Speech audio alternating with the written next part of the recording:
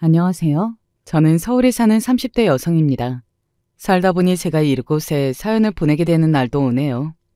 오지 않았으면 더 좋았을 날이기는 하지만요. 이렇게 이야기하는 것을 보면 아시겠지만 좋은 이야기로 사연을 쓰게 된 것은 아닙니다. 결과적으로 저에게 통쾌한 이야기이기는 하지만 그래도 없었으면 더 좋았을 일이기는 하니까요. 그러면 지금부터 그 이야기를 한번 시작해 보도록 하겠습니다. 저는 이혼을 하고 지금은 혼자 살고 있습니다. 물론 영원한 사랑 그런 걸 믿고 그런 생각을 하면서 한 결혼은 아니었지만 그래도 헤어질 생각을 하면서 결혼하지는 않잖아요. 그리고 많이 사랑하고 믿었으니 그 사람과 가족이 되기로 결심한 거고요. 남편은 그런 제 믿음에 배신을 했어요. 그것도 아주 크고 잔인하게 말이죠. 남편과는 대학 동기였습니다. 대학 때부터 연애해서 결혼까지 가게 된 거니까 엄청나게 오래 만난 사이였죠. 친구들이나 지인들 사이에서는 당연하게 결혼할 커플로 생각들을 했고요. 그리고 저희 두 사람도 당연하게 우리 둘이 결혼하겠거니 했고 말입니다. 비슷한 집안 사정, 그리고 비슷한 직장, 조건 같은 게 누구 하나 튀는 거 없이 비슷했어요. 굉장히 잘 살지는 않지만 그래도 먹고 싶은 거 먹고 하고 싶은 거 하면서 살 수 있는 정도는 되는 그 정도는 되었고요. 오래 만나기도 했기에 가족끼리도 아는 사이였습니다. 저나 남편이나 서로의 가족들과 자주 만났고요. 그래서 결혼은 아주 물 흐르듯 진행이 되었어요. 양쪽에서 다 결혼하는 걸 당연하게 생각해왔기도 했고요. 결혼 전에 친구들에게 그런 말을 들었던 적이 있었습니다. 연애 오래 한 애들이 결혼하면 얼마 못 산다던데? 너희는 절대 그러지 마라. 야, 너는 무슨 결혼 앞둔 애한테 그런 악담을 하냐? 할 수 있는 말이지. 우리는 절대 안 헤어질 거니까 걱정하지 마. 그래, 너희는 정말 진짜 안 헤어질 것 같기는 해. 친구들과 그런 이야기를 나눈 것이 무색하게 저는 결혼하고 3년도 되지 않아 이혼을 하게 되었지만요. 결과적으로는 오래 연애하고 결혼한 커플은 금방 이혼하더라 하는 소리에 산 증인이 된 셈이죠 뭐. 남편과 이혼하게 된 계기는 아주 명쾌했습니다. 남편의 외도였어요. 외도 한마디면 모든 게 설명이 되기는 하겠지만 그래도 그것을 알게 되고 또 이혼하는 과정에서 겪었던 일들이 너무 엄청나서 그 이야기라 하지 않고서는 넘어갈 수 없을 것 같기는 하네요. 그리고 제가 이 사연을 쓰게 된 계기가 된 사건이 결국은 남편의 외도로 시작된 사건이기도 하고 말입니다. 처음에는 다른 신혼부부들이 그렇듯 저희 부부의 사이는 아주 좋았습니다. 오래 연애하다 결혼을 한 것이었기 때문에 막 사랑에 불타 죽을 것 같은 그런 감정은 아니었지만 그래도 안전된 사이에서만 느낄 수 있는 사랑도 있다고 생각했어요. 저는 그게 진짜 가족이라고 생각했고 말이죠. 하지만 남편은 아니었나 보더라고요. 남편의 불륜 사실을 알게 된 겁니다. 아주 우연히 말이죠. 저거 재민이 아니야? 그날은 친구와 약속이 있어서 근교의 카페를 나갔어요. 친구가 강아지를 키우는 친구라 마당이 큰 카페에 갔었거든요. 바람도 쐴 겸 겸사겸사 나온 거였는데 친구가 어딘가를 보고 놀라서 남편의 이름을 이야기하는 겁니다. 걔가 이 시간에 여길 왜 있어? 오늘 일 때문에 바쁘댔는데? 하며 친구가 빤히 보고 있는 곳으로 고개를 돌렸어요. 그런데 저는 그 자리에서 굳을 수밖에 없었습니다. 정말로 남편이었거든요. 그것도 혼자가 아닌 어떤 여자와 함께였습니다. 왜 아시잖아요. 그런 사이는 굳이 다른 설명 없이도 보이면 바로 알 수 있는 거. 남편과 그 여자가 그랬어요. 굉장히 다정해 보였고 누가 봐도 연인 사이 같아 보였습니다. 그리고 그건 제 눈에만 그렇게 보이는 건 아니었어요. 야, 저거 뭐냐? 친구가 멍한 얼굴로 저에게 그렇게 말한 것만 봐도 말이죠. 나중에 이야기 들었는데 친구도 굉장히 많이 놀랐다고 하더라고요. 저와 남편을 10년이 넘는 세월 동안 옆에서 봐왔던 친구였습니다. 당연히 친구도 충격적일 수밖에 없었어요. 친구는 당장이라도 벌떡 일어서서 남편에게 갈 태세였지만 제가 말렸어요. 당시에 저는 손이 덜덜 떨릴 만큼 놀랐고 또 겁이 났던 것도 같습니다. 연애까지 다 포함하면 15년이 가까운 세월이었어요. 그 세월 동안 남편은 저에게 연인이었고 가족이었고 친구였습니다. 그런 사람을 한 번에 잃게 되는 경험은 정말 무서운 경험이거든요. 바로 멱살을 잡고 뺨을 때리고 뭐 그런 생각을 할 수 없을 만큼 말이죠. 친구에게 오늘 본 것을 일단 모르는 척하고 있어달라고 부탁했습니다. 그리고 집으로 들어와서 그날 아주 많은 생각을 했던 것 같아요. 일단은 모르는 척했습니다. 아니, 모르는 척이라기보다는 현실을 부정했어요. 아닐 거라고. 절대 그럴 리가 없다고 말입니다. 지금 와서 생각해보면 그게 그냥 저 자신을 속이고 있었던 것 같아요. 아닐 걸로 생각하면 정말 아무렇지 않게 남편에게 한 번쯤은 물어봤어야 하는 건데 정작 남편에게는 단 한마디도 하지 못했으니까요. 그냥 도망 다닌 거죠 뭐. 하지만 한 번 본 장면은 머릿속에서 잊혀지지 않았고 한 번 싹 틔운 의심은 눈덩이처럼 커졌습니다. 남편이 조금만 늦게 들어와도 그리고 누군가와 전화통화만 해도 나를 세우게 되었으니까요. 그렇게 하루하루 저 자신을 스스로 지옥 속에 가두어 놓고 살던 어느 날 더 이상은 모르는 척할 수 없는 일이 터지고야 말았어요. 이은정 씨 되시죠? 한눈에 알아볼 수 있었습니다. 그날 멀찌감치 본 얼굴이지만 절대 잊혀지지 않았던 얼굴 말입니다. 네, 그날 남편과 함께 있었던 그 여자였어요. 그 여자가 저를 찾아온 것입니다. 눈치가 없으신 건지 아니면 없는 척 하시는 건지는 모르겠는데 오빠가 본인 입으로는 도저히 이야기 못할 것 같다고 해서 제가 찾아왔어요. 저는 아무 말도 하지 않고 그녀를 빤히 바라봤습니다. 오빠랑 이혼해주세요.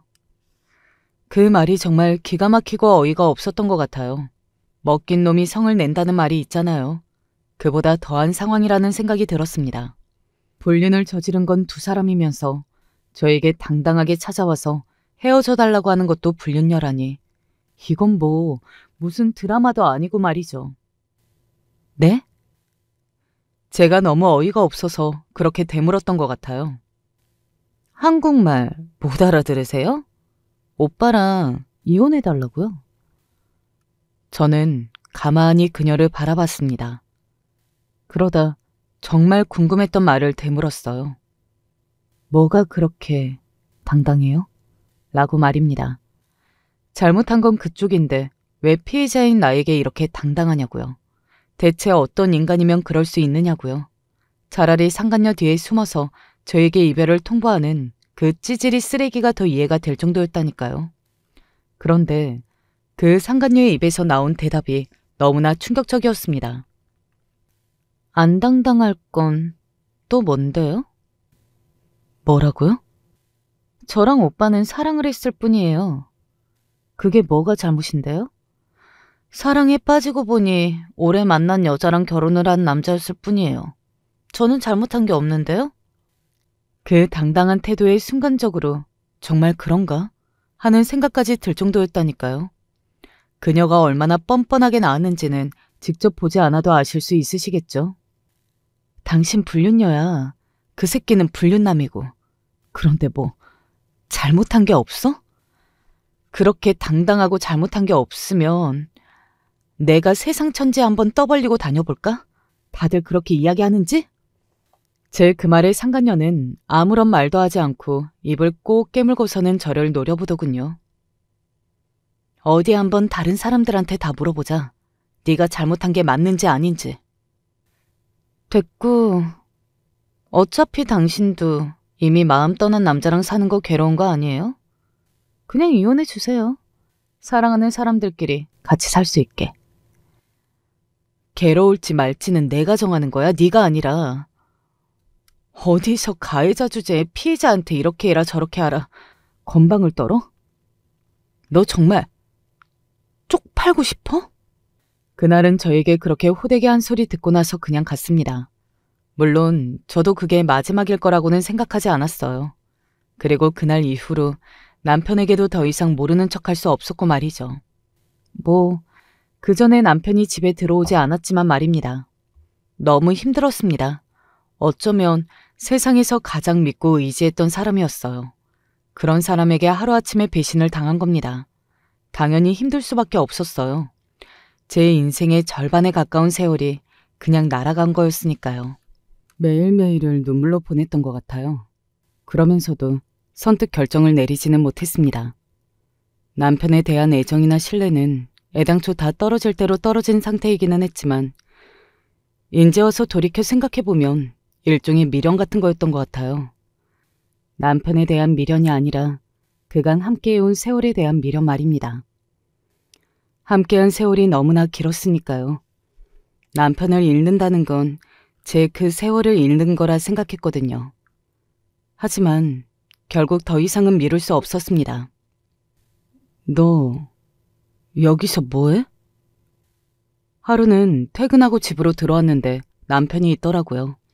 뭐 남편만 집에 있었다면 제가 그런 반응을 보일 리 없었겠죠. 네, 그년도 함께 있었습니다. 저희 집에 말입니다. 오빠가 짐을 좀 챙겨야 하는데 손이 하나로는 부족할 것 같아서 도와주려고요. 상간녀가 아무렇지 않은 얼굴로 뭐가 문제냐는 얼굴로 저를 빤히 바라보면서 그렇게 이야기하더라고요. 저는 정말 어떻게 반응해야 할지 모르겠다는 생각이 들 정도로 어이가 없었습니다. 아니, 어떻게 인간이 그렇게 뻔뻔할 수 있느냐 말입니다. 아무리 그렇다고 이 집에 이걸 데리고 와? 네가 지금 제정신이야? 제가 소리를 버럭 질렀습니다. 남편은 그래도 아주 조금의 염치나 양심은 있었는지 움찔하며 제 눈치를 한번 보더군요. 하지만 그 상간녀는 아니었습니다. 각오한 거 아니었어요? 뭐? 딴 살림 차렸다는 거 알면서 이혼도 안 해주고 이러고 버티고 있는 건 이런 꼴 당해도 괜찮다는 말 아니냐고요. 나는 그래서 이래도 되는 줄 알았지. 빈정이는 얼굴로 그렇게 이야기하는 상간녀를 보고 있자니 살이라는 게 들끓는 기분이 들었습니다. 사람을 보고 그런 감정을 느끼는 건 저도 처음이었던지라 스스로에게 조금 놀랐던 것 같네요. 하지만 이해되시지 않으신가요? 그런 감정을 갖는 건 말입니다. 너 정말 죽고 싶어? 제가 그렇게 소리를 지르며 상간녀의 앞으로 다가가 손을 번쩍 들었습니다. 약간 이성을 잃었던 상태였어요. 그래서 그녀의 뺨을 내리치려고 말입니다. 그런데 그 순간 제 손목을 잡는 손이 있었어요. 네, 바로 남편이었습니다. 때리지 마. 뭐? 차라리 날 때려. 얘 때리지 마. 그 순간 화도하지만 차마 말로는 다 설명할 수 없는 비참한 기분이 들었습니다. 멍해지더군요. 뭐 화낼 생각도 나지 않고 이 두 사람을 잡아 죽여서 내가 뭘 어떻게 하겠나 싶고 그런 기분 아시나요? 그냥 다 놓게 되는 기분이요. 그때가 그랬던 것 같아요. 제가 사랑했고 믿고 의지했던 사람은 더 이상 이 세상의 사람이 아니라는 생각이 들었던 것 같아요. 그래서 이혼해줬습니다. 뭐 상간녀 위자료 청구 소송이니 뭐니 그런 걸 해야 한다고 친구들이 저보다 더 화를 내줬지만 저는 그냥 다 잊고 싶다고 대답했던 것 같아요. 그 두 연놈을 빨리 잊고 싶다는 생각 말고는 다른 생각이 들지 않았습니다. 뭐 그렇다고 아예 받아야 할 걸 하나도 받지 못한 건 아니었어요. 재산 분할도 받았고 남편이 위자료도 주기는 줬거든요. 본인도 불륜으로 이렇게 찢어진 거인데다가 저와 모든 지인이 거의 다 겹치잖아요. 그런 주변의 시선을 의식한 듯 했습니다. 나중에 알아보니 일반적으로 소송을 해서 받을 수 있는 위자료보다 조금 많이 주기는 했더라고요. 이혼을 하고 나서 회사에는 휴직계를 냈습니다. 그냥 아무것도 하고 싶지 않았거든요. 가족들과 친구들이 그때 정말 많이 제 걱정을 했던 것 같아요. 지금에서야 이렇게 웃으면서 이야기하지만 그때 우리는 네가 다른 생각이라도 할까봐 얼마나 무서웠다고. 우리끼리 당번 정해가면서 너 불러내고 그랬어. 어쩐지.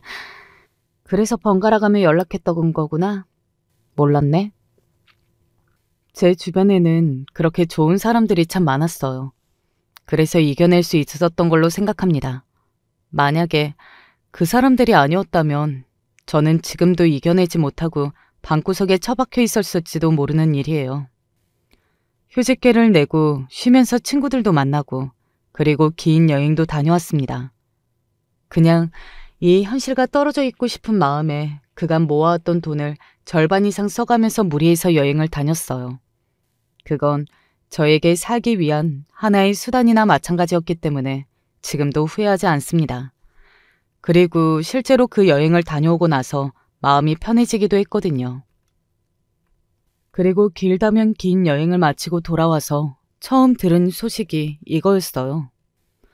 아직도 그 이야기를 들을 때가 생생하게 기억이 나네요. 굉장히 충격적이었거든요. 그 연병을 떨더니 헤어졌대.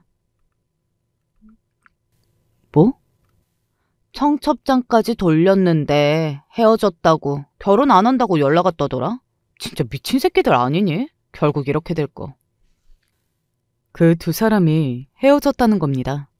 뭐 오래오래 행복하게 살기를 바란 것도 또 그런 인간들이 그럴 수 있을 거라고도 생각하지는 않았지만 그래도 그 난리를 치며 결혼까지 하기로 한 것 치고 너무나 빠른 이별이어서 놀랐던 것 같아요. 그리고 남편은 그 여자에게 차인 모양이었습니다. 들려오는 말들이 이랬거든요. 재민이 그 미친 새끼가 진짜 뭐 다 해준 모양이야. 혼수며 예단이며 다 해다 날랐대. 걔네 엄마도 뭐 그년이 그다지 마음에 든 건 아니었던 모양이었지만 그렇게 된 마당에 다시 자기 아들이 새 장가를 다른 사람한테 들 수 있을 것 같지는 않으니까 그냥 해달라는 거 다 해준 모양이고. 그 여자가 그럴 만한 가치가 있는 여자였나? 아무리 생각해봐도 그건 아니었던 것 같거든요. 곱상한 외모에 나이가 어리기는 했지만 그래도 다른 조건들이 제가 더 나았으면 나았지 모자라지 않았으니까요. 그런데 남편은 정말 목을 맨 모양이더라고요. 뭐 가방이다 보석이다 이런 거 다 받아가 놓고는 어느 날 전화로 통보했다더라.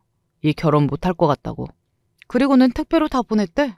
얼굴 한번 못 보고 헤어졌다던데? 이유가 뭔지는 아예 모르고? 얼마 전에 남자애들끼리 만나서 술 한잔한 모양이던데 거기서도 울면서 도무지 이유를 모르겠다고 했다더라. 회사도 한번 찾아갔었는데 스토커 취급당한 모양이야. 기다리고 서 있는데 경찰이 와서 여자가 스토킹으로 신고했다고 했다더라. 우습다는 생각이 들었습니다. 겨우 그 꼴을 당하자고 저한테 그런 짓을 했나 싶고요. 재민이도 진짜 뻔뻔하지. 그러면서 너한테 너무 미안했다. 네 심정을 알겠다. 그리고 네가 그립다. 이 지랄을 떨었대요 글쎄. 어이가 없었습니다. 그걸 이제야 알게 된 것도 그런 상황에서 제가 그립다는 이야기를 다른 친구들에게 했다는 것도 말이죠. 그 소리를 듣는데 앞에 있지도 않은 남편의 얼굴을 한 대 후려갈기고 싶다는 생각을 했으니까요. 그리고 실제로 그 이야기를 듣고 얼마 지나지 않아 남편이 저를 한번 찾아왔었습니다. 잘 지냈어? 갑자기 보자고 한 이유가 뭐야? 할 이야기가 뭔데? 그게 나 너한테 제대로 사과를 안 한 것 같아서. 인제 와서 그 사과를 왜 하고 싶은 건데? 그리고 사과도 받을 사람이 받아줄 마음이 있을 때 의미가 있는 거지. 나는 너를 절대로 용서할 생각이 없는데. 그 속이 너무 빤히 보였습니다. 저랑 다시 어떻게 한번 해보려는 그 속 말입니다. 너무 역겨워서 헛구역질이 나올 뻔했어요. 여보, 미쳤어? 내가 왜 네 여보야? 나 소름 돋으니까 그렇게 부르지 마. 제가 순간적으로 정말 화가 나고 소름이 돋아서 그렇게 버럭 소리를 질렀습니다. 남편이 놀란 얼굴로 저를 바라보더군요. 함께했던 세월이라는 게 있잖아. 예정을 생각해서. 그래서 내가 너를 더 용서 못하는 거야. 함께한 세월이 그렇게 긴데 우리가 서로에게 어떤 의미였는데 너는 그걸 아무렇지도 않게 깨버렸어. 우리의 그 세월을 산산조각 낸 건 바로 너라고. 나는 그래서 그년을 용서해도 너는 용서 못하는 거야. 그리고 죽을 때까지 그럴 일도 없을 거고. 알겠니? 제가 그렇게 이야기했음에도 불구하고 남편은 몇 번이고 저를 설득하려 했습니다. 하지만 저는 넘어가지 않았어요. 뭐 그럴 생각이 아예 없기도 했고요. 그렇게 몇 번을 거절하니 이번에는 시어머니가 저를 찾아왔더군요. 재민이가 매일 술만 마신다. 사람 하나 살린다 생각하고 한번 용서해주면 안 되겠니? 한 번만 더 이런 일이 생기면 내가 너한테 내 전 재산이라도 주마, 응? 어머니, 그 사람이 불륜 걸려서 저랑 이혼한다고 했을 때 저한테 뭐라 그러셨어요? 어차피 이렇게 된 마당에 같이 살아봐야 뭐하냐고. 너도 이제 내 아들 못 믿지 않냐고 그러셨죠. 이혼하는 편이 너한테도 나을 거라고. 이혼 전에 시어머니에게 들었던 말을 그대로 했어요. 그런데 지금에 와서 다시 합치라는 건 저더러 불행해질 거 알면서도 못 믿을 남자랑 같이 살라는 건데, 어머니 딸이어도, 제가 어머니 딸이어도 그런 말 하실 수 있으시겠어요? 제가 그렇게 이야기하니 시어머니는 아무 말을 하지 못하시더라고요. 자기 딸에게 못 시킬 짓은 남의 딸에게도 시키는 게 아니에요. 저는 그 고생길, 그리고 저를 그렇게 배신한 놈한테 다시 돌아갈 생각 추호도 없습니다. 저는 제 인생 살 거니까 죽이 되든 밥이 되든 알아서 살라고 하세요. 조만간 다른 여자 데리고 올지 어떻게 알아요. 시어머니는 그날 이후로 다시 찾아오지는 않았습니다. 남편은 한 번 더 찾아오기는 했지만요. 그러다 어느 순간 남편도 뜸해졌고 직감적으로 알 수 있었습니다. 아, 또 다른 여자가 생겼구나 하고 말이죠. 만난 지 3개월 만에 임신해서 결혼 안 된다. 그리고 그런 제 예상은 현실이 되었고요. 어디서 또 여자를 만난 모양이더라고요. 속도 위반으로 임신이 되어서 결혼을 급하게 하게 되었다고. 그래도 이번에는 쪽팔리기는 했던 건지 정말 친한 친구 몇 명을 제외하고는 결혼한다고 연락도 안 했다더군요. 그래서 제 주변에는 남편의 결혼식에 간 친구가 없기는 합니다. 대신 말을 전해 듣기는 했지만요. 재민이 어머님이 뒷목 잡으실 만했겠더라. 왜? 여자가 영 아니야? 영 아닌 정도가 아니라 노래방에서 만났대. 뭐? 노래방? 노래방 도움이었다더라. 그래서 뭐 가진 애도 재민이 애가 맞니 아니니로 엄청나게 싸우대다가 그 여자 아니면 죽겠다고 난리 부려서 급하게 시켰는데 친척들도 하나도 안 불렀대. 그 댁 어르신들도 부끄럽기는 했겠지. 그런 며느리는. 어디서 만났는지 듣고는 조금 놀라기는 했던 것 같네요. 그런 곳에 다니지 않는 사람인 줄 알았는데 말이죠. 사람은 아무리 오래 본다고 해도 그 사람을 다 알 수 없는 거구나, 속은 모르는 거구나 하는 생각을 했던 것 같습니다. 그리고 직감할 수 있었어요. 그 결혼 생활도 얼마 가지 않아 파토가 날 거라는 것을 말입니다. 지금 들려오는 소리를 들어보면 그날이 머지 않은 것 같기도 하고요. 지금까지는 사실 서론에 불과하고요. 본격적인 제 통쾌한 복수에 관한 이야기는 이제 시작입니다. 다시 떠올려도 속이 뻥 뚫리는 시원한 사건이네요. 저는 여행을 다녀온 뒤 바로 복직하려고 했습니다. 그런데 사내에 이런저런 좋지 않은 소문들이 나 있더라고요. 저에 대한 욕이라기보다 남편과 상간녀에 관한 이야기들이었지만 그래도 그 소문들을 듣는 것 자체가 괴로웠습니다. 그래서 회사로 옮기게 되었어요. 처음에는 내가 피해자인데 내가 왜 피해야 하지? 하는 생각을 했지만 마음 불편하게 거기서 버티고 있는 것도 무식하다는 생각이 들더군요. 그리고 힘들어 죽겠는데 버티는 게 무슨 의미가 있는 건지 싶기도 했고 말이죠. 그래서 조금 작지만 일도 마음도 편할 것 같은 회사로 이직했어요. 물론 그렇다고 엄청나게 작은 회사는 아니었습니다. 이름을 들으면 그래도 알만한 사람들은 다 아는 중견기업이었으니까요. 그냥 여러모로 안정적인 회사라 다니는 동안 마음이 정말 편했던 것 같아요. 그리고 무엇보다 창업주이신 회장님이 정말 좋으신 분이었습니다. 직원들과 소통을 많이 하려고 하고 힘든 점을 귀 기울여서 들어주는 그런 회사 직원으로 일한다는 것도 굉장히 복이거든요. 그런 생각을 제 회사에 다니면서 참 많이 했던 것 같아요. 게다가 여자라고 차별하거나 하는 거 없이 능력대로 다 인정해주는 그런 사내 분위기도 너무 좋았고요. 진심으로 오래 다니고 싶은 회사라 생각했습니다. 회사에 다니는 게 즐거우니 일도 잘 되더라고요. 그래서 맡게 된 일도 정말 다 열심히 했습니다. 그러던 와중에 제가 진행했던 프로젝트 하나가 큰 성공을 거뒀어요. 회장님을 개인적으로 만나서 격려금을 받을 정도로 말입니다. 우리 회사에 이렇게 훌륭한 직원이 있다는 건 나한테 엄청나게 큰 복입니다. 이건 격려금이고 이건 우리 아들이 이번에 결혼하는데 청첩장입니다. 꼭 와서 축하해 주세요. 그냥 일개 사원이 회장님 아들의 결혼식에 초대되는 건 흔한 일은 아니잖아요. 그래서 저도 굉장히 뿌듯하고 기분이 좋았던 것 같아요. 꼭 가야겠다고 생각했고요. 당시에 저를 꾸미는 거에 크게 관심을 두지 않아서 한동안 옷을 사지 않았었거든요. 그런데 그때 오랜만에 옷도 샀습니다. 그냥 그런 자리는 조금 신경 써서 나가야 한다고 생각했거든요. 그래서 신경을 많이 썼습니다. 그날 저는 그런 일이 일어날 거라고는 정말 꿈에도 상상조차 못한 채 말이죠. 결혼식장은 분주했어요. 회장님의 아들이 결혼하는 것이다 보니 사람들이 얼마나 많이 왔겠어요. 인파가 엄청났습니다. 제대로 인사나 할 수 있을까 싶을 정도로 말이죠. 축의금을 받지 않는다고 적혀있는 곳을 지나 신랑과 신부가 함께 찍은 결혼사진이 있는 쪽으로 갔어요. 다들 그곳에 있더라고요. 신부가 예쁘네. 신랑이 신부 얼굴 보고 결혼하나 보네. 집이 가난하다잖아요. 회장님도 진짜 대단하시지. 이렇게 가진 집안에서 이런 결혼 허락하기 쉽지 않은데. 사람이 착하대. 회장님이 요즘 같은 세상에 이렇게 착한 애 없다고 주변에 엄청 자랑하고 다니신다는 이야기 들은 것 같아. 그러니까 회장님이 대단하다는 거예요. 아무리 성품이 좋다고 해도 이런 집안에서 며느리 조건 안 보는 게 가능해요?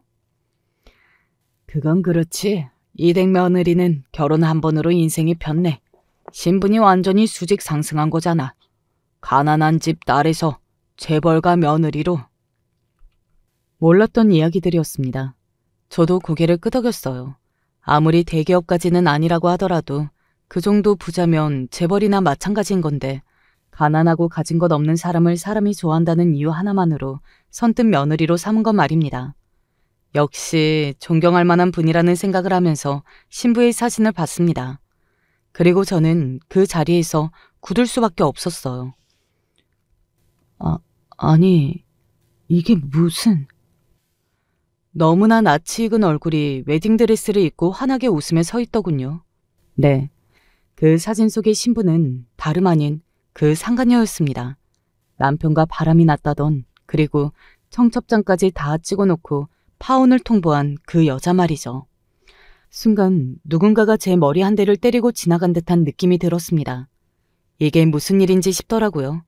꿈을 꾸는 줄 알았을 정도였어요. 너무 현실 감각이 없어서 말이죠. 악연인지 아니면 필연인 건지 하는 생각이 들었습니다. 그리고 순간적으로 머릿속을 빠르게 스쳐 지나가는 생각이 하나 있었어요. 이 결혼을 이대로 하게 두어서는 안 된다. 는 생각 말입니다. 뭐 복수심이기도 했고요. 또 회장님 같은 좋은 사람이 저런 쓰레기 같은 여자에게 속고 있다는 것도 화가 났어요. 그리고 가장 큰 이유는 언젠가 이 회사를 물려받게 될지 모르는 회장님의 아들의 아내가 그 여자라는 것이었습니다. 저는 그 누구보다 저희 회사를 좋아했거든요. 또 너무 불공평하잖아요. 그렇게 막대먹은 여자가 좋은 사람을 꼬여내서 잘 먹고 잘 사는 건 말입니다.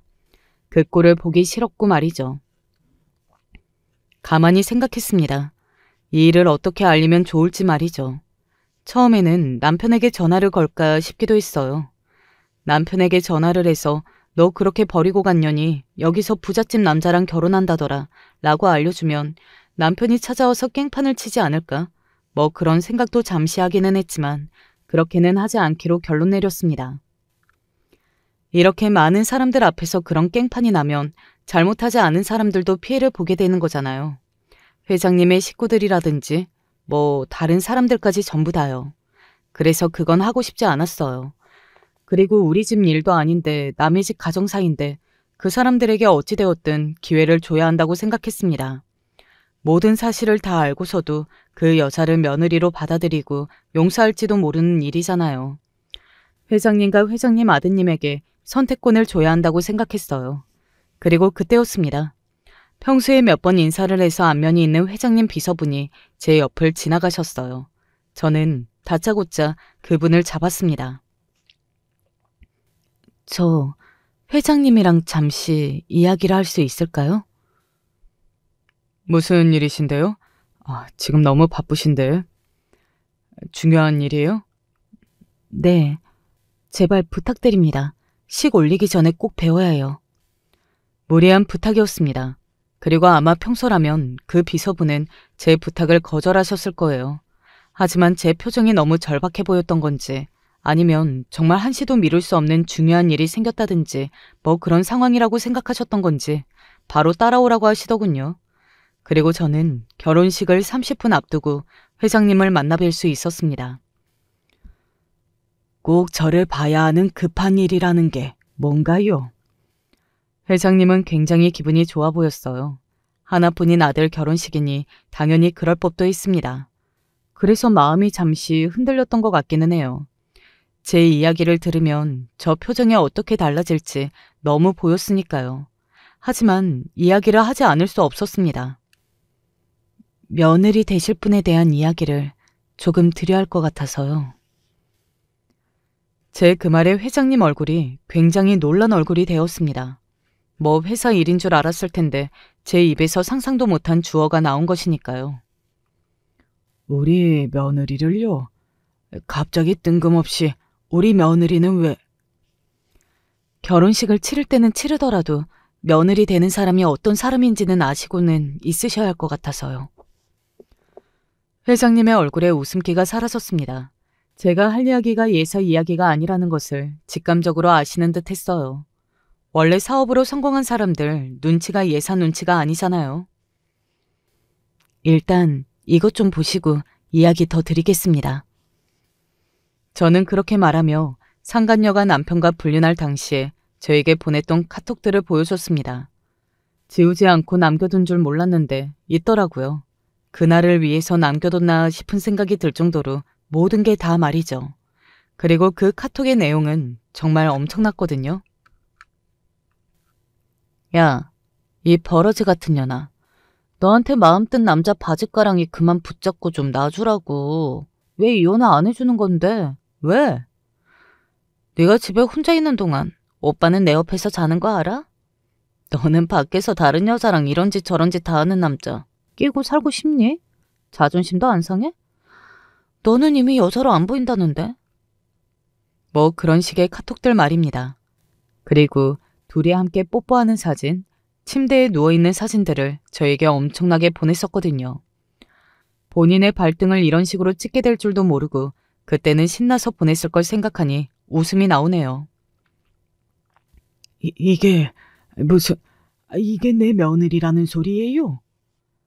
아마 회장님도 한눈에 사진 속의 여자가 자신의 며느리가 될 그 사람이 같은 사람이라는 것을 알아보셨을 겁니다. 하지만 믿고 싶지 않으셨겠죠.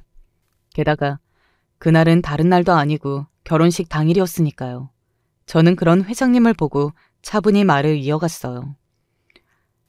저도 그 여자를 여기서 이렇게 다시 보게 될 날이 오리라고는 생각 못했습니다. 제 전남편과 결혼하기로 하고 청첩장까지 다 돌리고 나서 헤어지자고 일방적으로 통보하고 소식이 끊겼다고 했거든요. 아니, 어느 누가 이런 순간에 그런 우연한 만남이 있을 거라고 상상할 수 있었겠느냐고요. 저는 손을 덜덜 떠는 회장님을 안타까운 눈으로 바라봤습니다. 그리고는 마저 말을 이어갔어요. 이렇게 조용히 따로 회장님께 말씀드리는 이유는 회장님이 어떻게 하실지 몰라서 선택에 맡기려고 말씀드리는 겁니다. 어떤 선택을 하시든 일단 이런 사람이라는 건 알고 계셔야 할 것 같아서요. 회장님은 잠시 아무 말이 없으시더니 고개를 끄덕이시더군요. 여전히 굉장히 놀란 얼굴이기는 했지만 그래도 그 전보다는 차분해진 모습에 역시 남다르신 분이라고 생각했던 것 같네요. 미리 말해줘서 고마워요. 그리고 이 대화 내용을 나한테 보내줄 수 있을까요? 저는 고개를 끄덕이고는 회장님의 번호를 받아 바로 전송했습니다. 그리고 잠시 뒤 갑자기 엄청난 소란이 일었어요. 그 소란의 장소는 다름 아닌 신부 대기실이었습니다. 그 앞에 사람들이 모여 있더라고요. 무슨 일인지 대강 짐작이 되기는 했으나 그래도 확인하고 싶은 마음에 그쪽으로 향했던 것 같아요. 나는 이 결혼할 거예요. 못 나간다고요. 당장 나가시라 했습니다. 2번 말하지 않으시겠다고요. 결혼 전에 있었던 일이고 지금은 다 뉘우치고 있다니까요. 아니 일단 그 일 한 번만 보게 해주세요. 제가 다 설명할 수 있어요. 상간녀는 처음에는 소리를 지르더니 잠시 뒤에는 그 경호원의 바지가랑이를 붙잡고 오는 소리를 해대더군요. 경호원 둘이 붙었지만 가지 않겠다고 나자빠진 사람 하나를 억지로 데리고 가는 건 무리가 있어 보인다 하는 생각이 들 무렵이었던 것 같아요.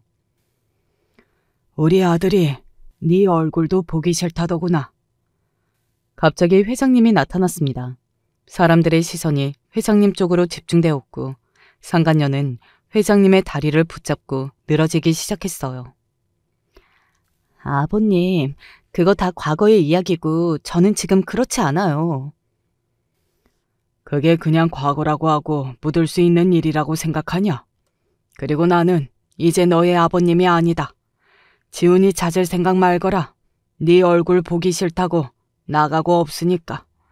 어차피 너는 이 식장에서 식 못 올려. 남편이 없는 결혼식을 어떻게 하니? 신랑이 결혼식장에 없다는 그 말에 상간녀는 갑자기 절망한 얼굴이 되었어요. 그렇게 된 이상 다른 방법이 없는 것이나 마찬가지니까요.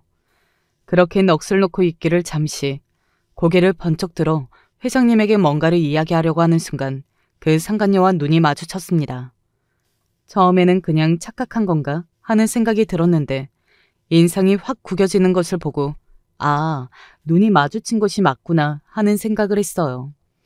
그녀는 웨딩드레스를 입은 채로 벌떡 일어나 저에게 다가왔습니다. 순식간에 일어난 일이었어요. 너지? 네 년이 다 망친 거지? 그렇게 소리를 지르며 제 머리채를 잡았고 장례는 순식간에 아수라장이 되었습니다. 네가 여기 왜 있어?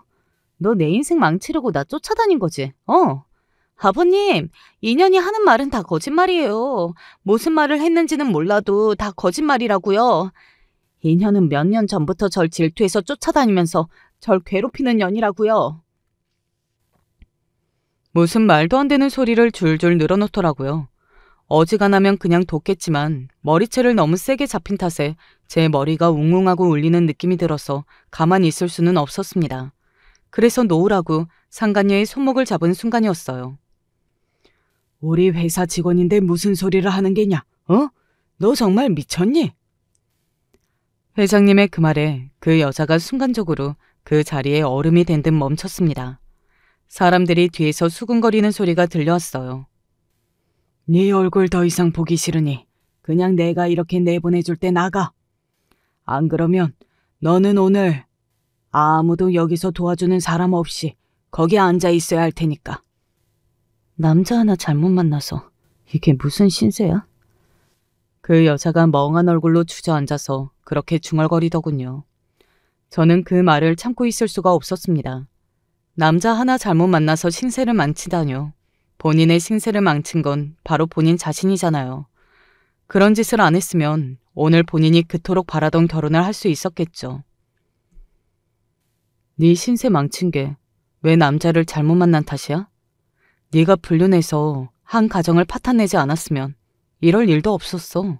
그러게 누가 유부남을 만나래? 누가 너한테 유부남 만나라고 협박이라도 했니? 네 팔자는 네가 꼰 거니까 그 누구도 원망하지 말고 그런 어리석은 선택을 한 너 자신은 원망해. 알겠니? 이게 아주 기세가 등등해서는 나 망한 거 보니까 기분 좋니? 좋아? 그래, 좋다. 제가 그렇게 소리를 질렀습니다. 그랬더니 상간녀는 다시 눈에 불을 켜고 저에게 달려들려고 하더군요. 아마 화를 저에게 풀려고 했던 것 같아요. 그때는 그 누구에게도 풀 곳이 없었으니까요. 저 말고는 말이죠. 야. 그리고 그 상간녀가 다시 저에게 달려들 때였습니다. 회장님이 경호원들에게 뭐라 이야기하는 것이 보였고 바로 그 다음에 경호원들이 상간녀의 양팔을 잡았어요. 이건 이거 놓으라고. 너 여기서 조용히 안 나가면 내가 가만히 안 둔다. 앞으로 인생도 생각해서 그만하거라. 이 다음에도 살아야 할 거 아니냐. 말만 보면 굉장히 점잖은 말이었는데 그 말을 하는 얼굴의 표정과 목소리의 톤이 정말 살벌했던 기억이 나네요. 그 여자도 그런 것을 느꼈던 건지 그 자리에 멈춰 섰습니다. 그렇게 그 여자는 절망한 얼굴로 다 포기한 사람의 모습을 하고 경호원들에게 끌려나갔어요.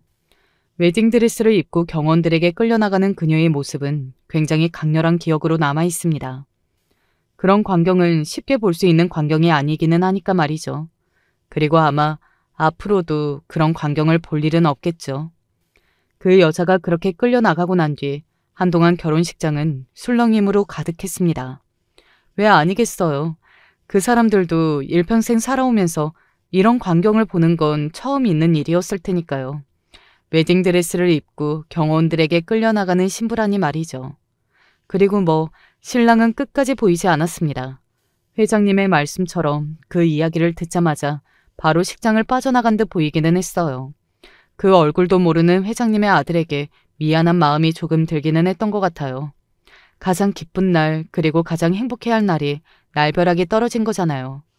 제 잘못이 아니기는 하지만 그래도 미안한 마음이 들기는 했습니다. 한동안 회사만 출근하면 사람들이 호기심 가득한 눈빛을 저에게 쏘며 대체 무슨 일이 있었던 건지 물었던 것 같아요. 이미 그날 거기서 그런 일을 다 보고 들었을 텐데 숨기는 것이 무슨 의미가 있나 싶어서 저는 다 이야기해줬던 것 같고요. 물론 자세히는 아니지만요. 걱정을 아예 하지 않은 것은 아니었습니다. 회사에서 조금이라도 불이익이 생길 수도 있다는 것을 말이죠. 어떻게 되었든 간에 회사의 회장님 가정사와 관련된 좋지 않은 일이 있었고 그 중심에 제가 있었던 셈이 되는 것이니까요. 제가 회사에 계속 남아있는 것이 그들의 처지에는 거슬릴 수 있다고 생각했거든요. 그래서 정말 며칠을 잠도 제대로 자지 못하고 진지하게 고민했던 것 같아요. 그리고 회사를 그만둬야겠다고 생각했습니다. 정말 좋은 곳이라 오래 다니고 싶다 생각했지만 상황이 상황인지라 어쩔 수 없는 일이다 생각하면서 말이죠. 그리고 그만두겠다고 이야기를 한 뒤 얼마 지나지 않아 다시 회장실로 불려가게 되었습니다. 회사 그만두겠다고 한 이야기 전달받았습니다. 아, 네. 그 일 때문에 그런 거라면 그럴 필요 없어요. 제가 회사에 있는 게 여러모로 불편하실 것 같아서요. 아닙니다. 저희는 되려 감사하고 있습니다. 우리 집사람이 너무 고맙다고 따로 인사라도 하고 싶어 할 정도로요. 그러니까 그런 부분은 정말 염려하지 않아도 돼요. 예상 외의 반응과 말에 제가 아무 말도 하지 못하고 있었습니다. 불편하고 힘든 게 아니라면 회사 그냥 계속 다니세요. 이렇게 유능한 직원을 잃는 것은 우리 회사로서도 좋은 일이 아니니까. 그래도 제가 계속 남아있으면 이런저런 말들이 나올 텐데요. 그건 나가도 나올 말들이에요.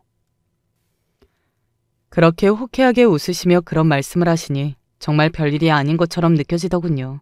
그 순간 깨달았던 것 같아요.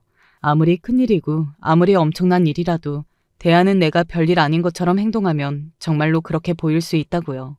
그리고 이긴 인생, 크게 보면 정말로 별게 아닌 일일 수도 있다는 것도 말이죠.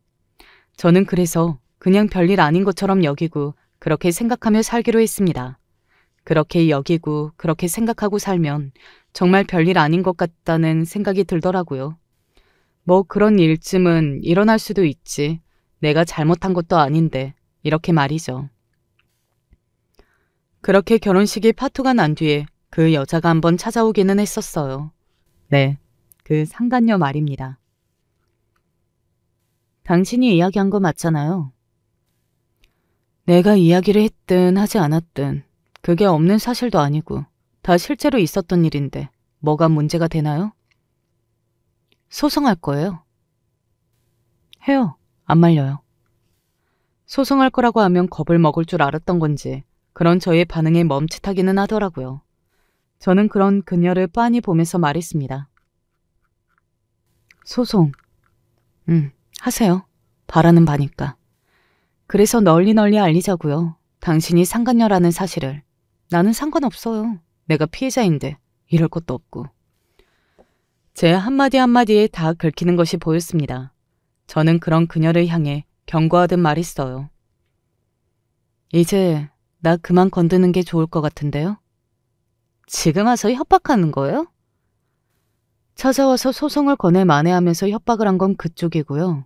저는 사실을 이야기하는 거니까요. 자꾸 나 찾아와서 귀찮게 하면 나도 가만히 당하고만 있을 수는 없는 노릇이니까. 안 당하고 있으면 뭐 어쩔 건데요? 나도 당신처럼 따라다니면서 괴롭혀야죠.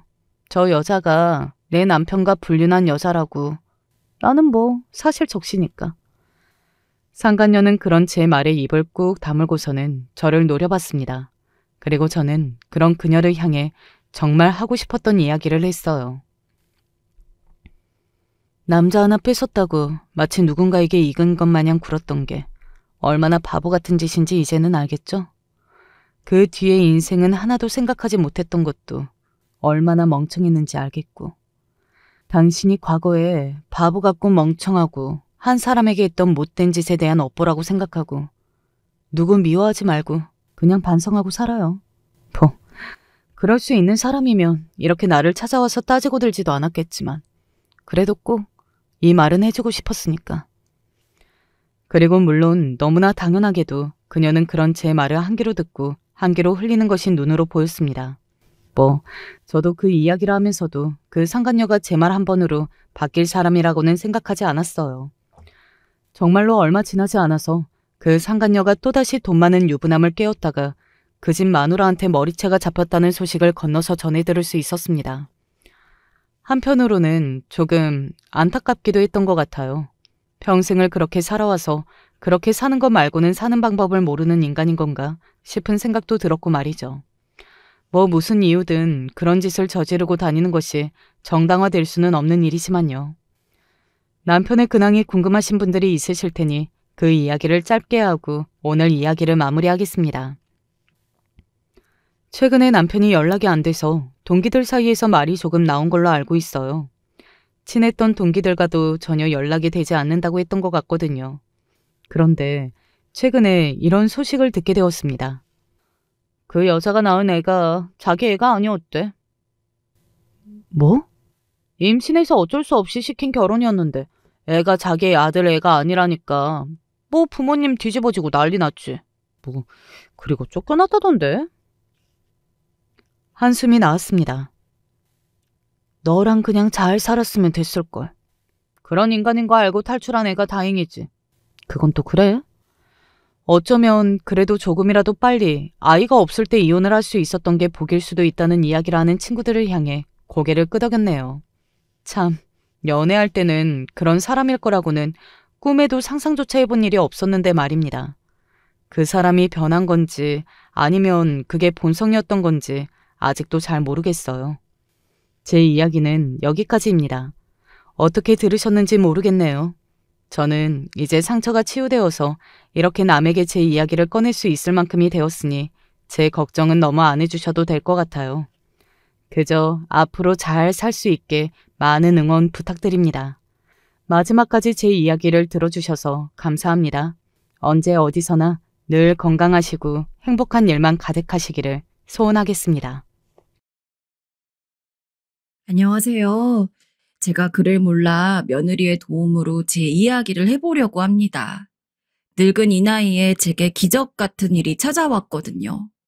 모두들 제 이야기 들으시고 좋은 기운 받아가셨으면 좋겠습니다.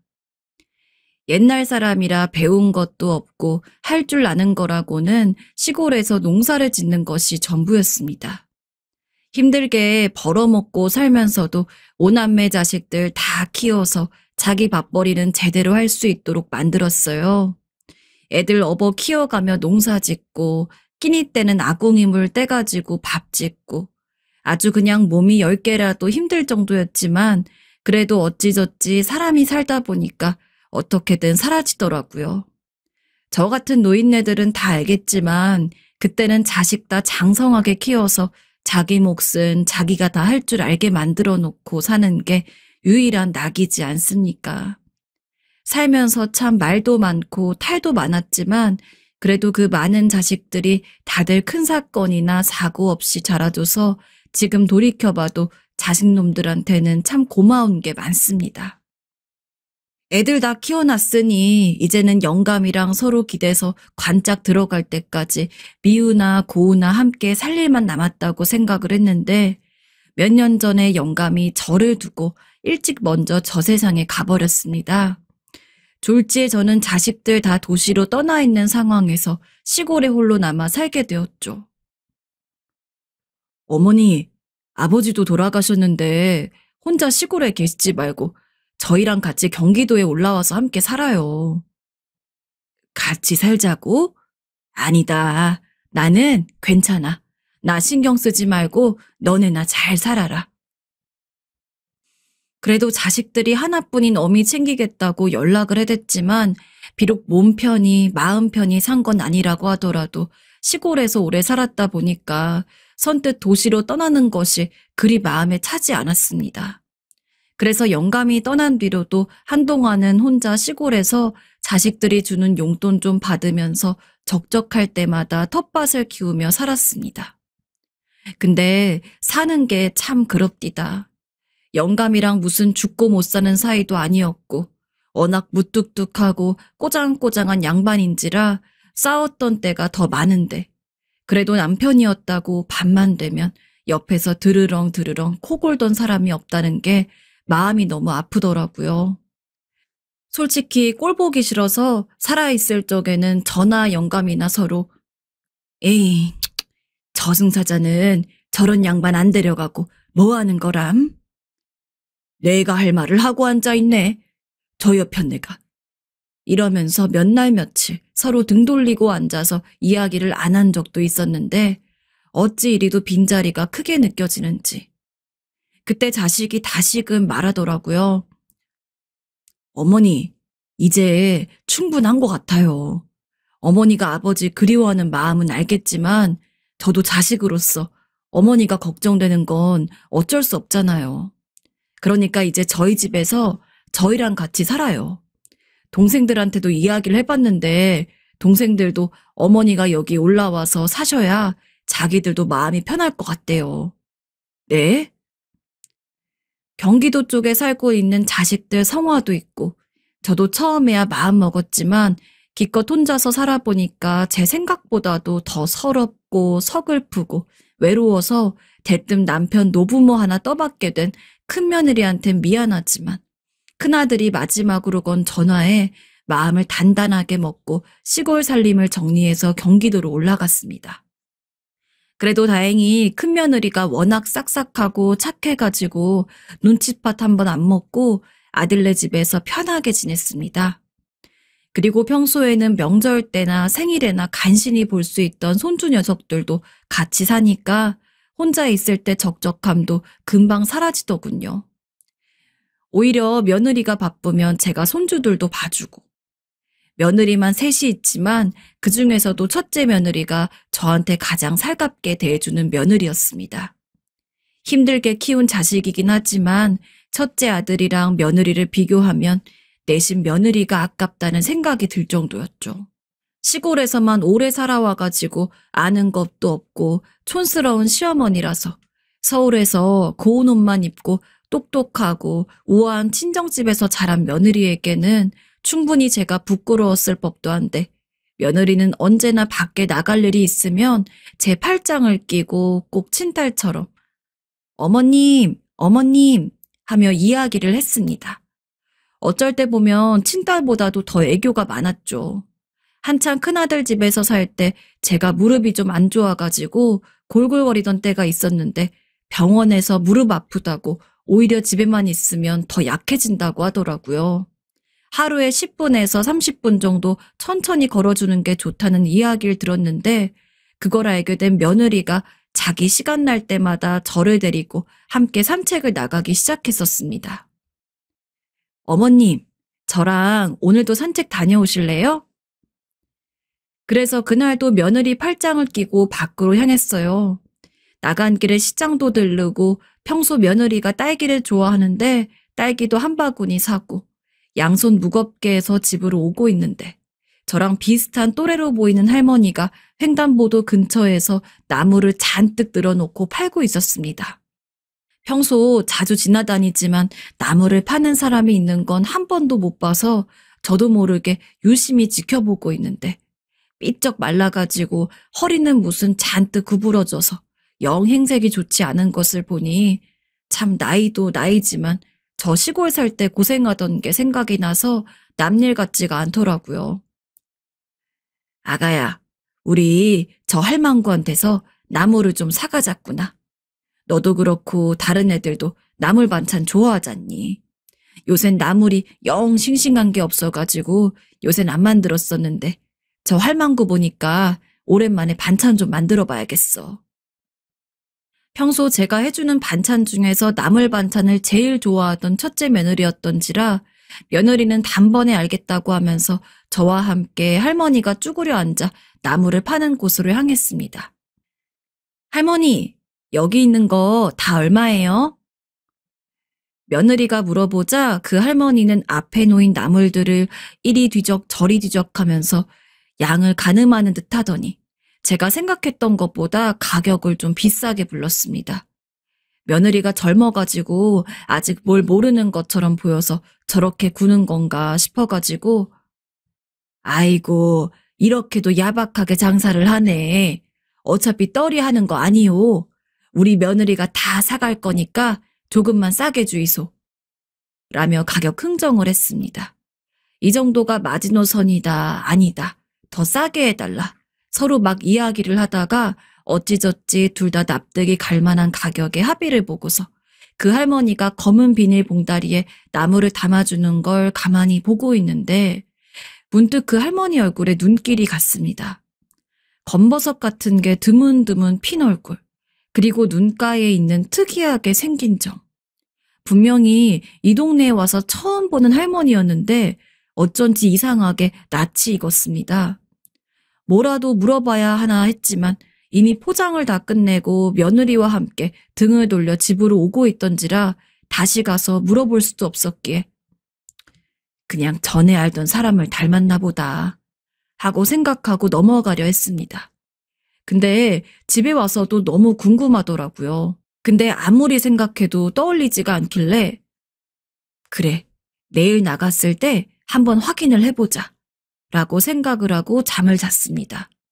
하지만 다음 날 또 그 다음 날 일부러 며느리와의 산책 경로를 그 나물 팔던 할머니 있는 쪽으로만 잡았는데도 불구하고 그 할머니는 나오지를 않았습니다.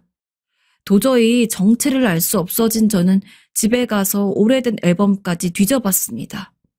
지금 생각해보면 왜 제가 그렇게까지 그 할머니의 익숙한 얼굴이 궁금했는지 모릅니다.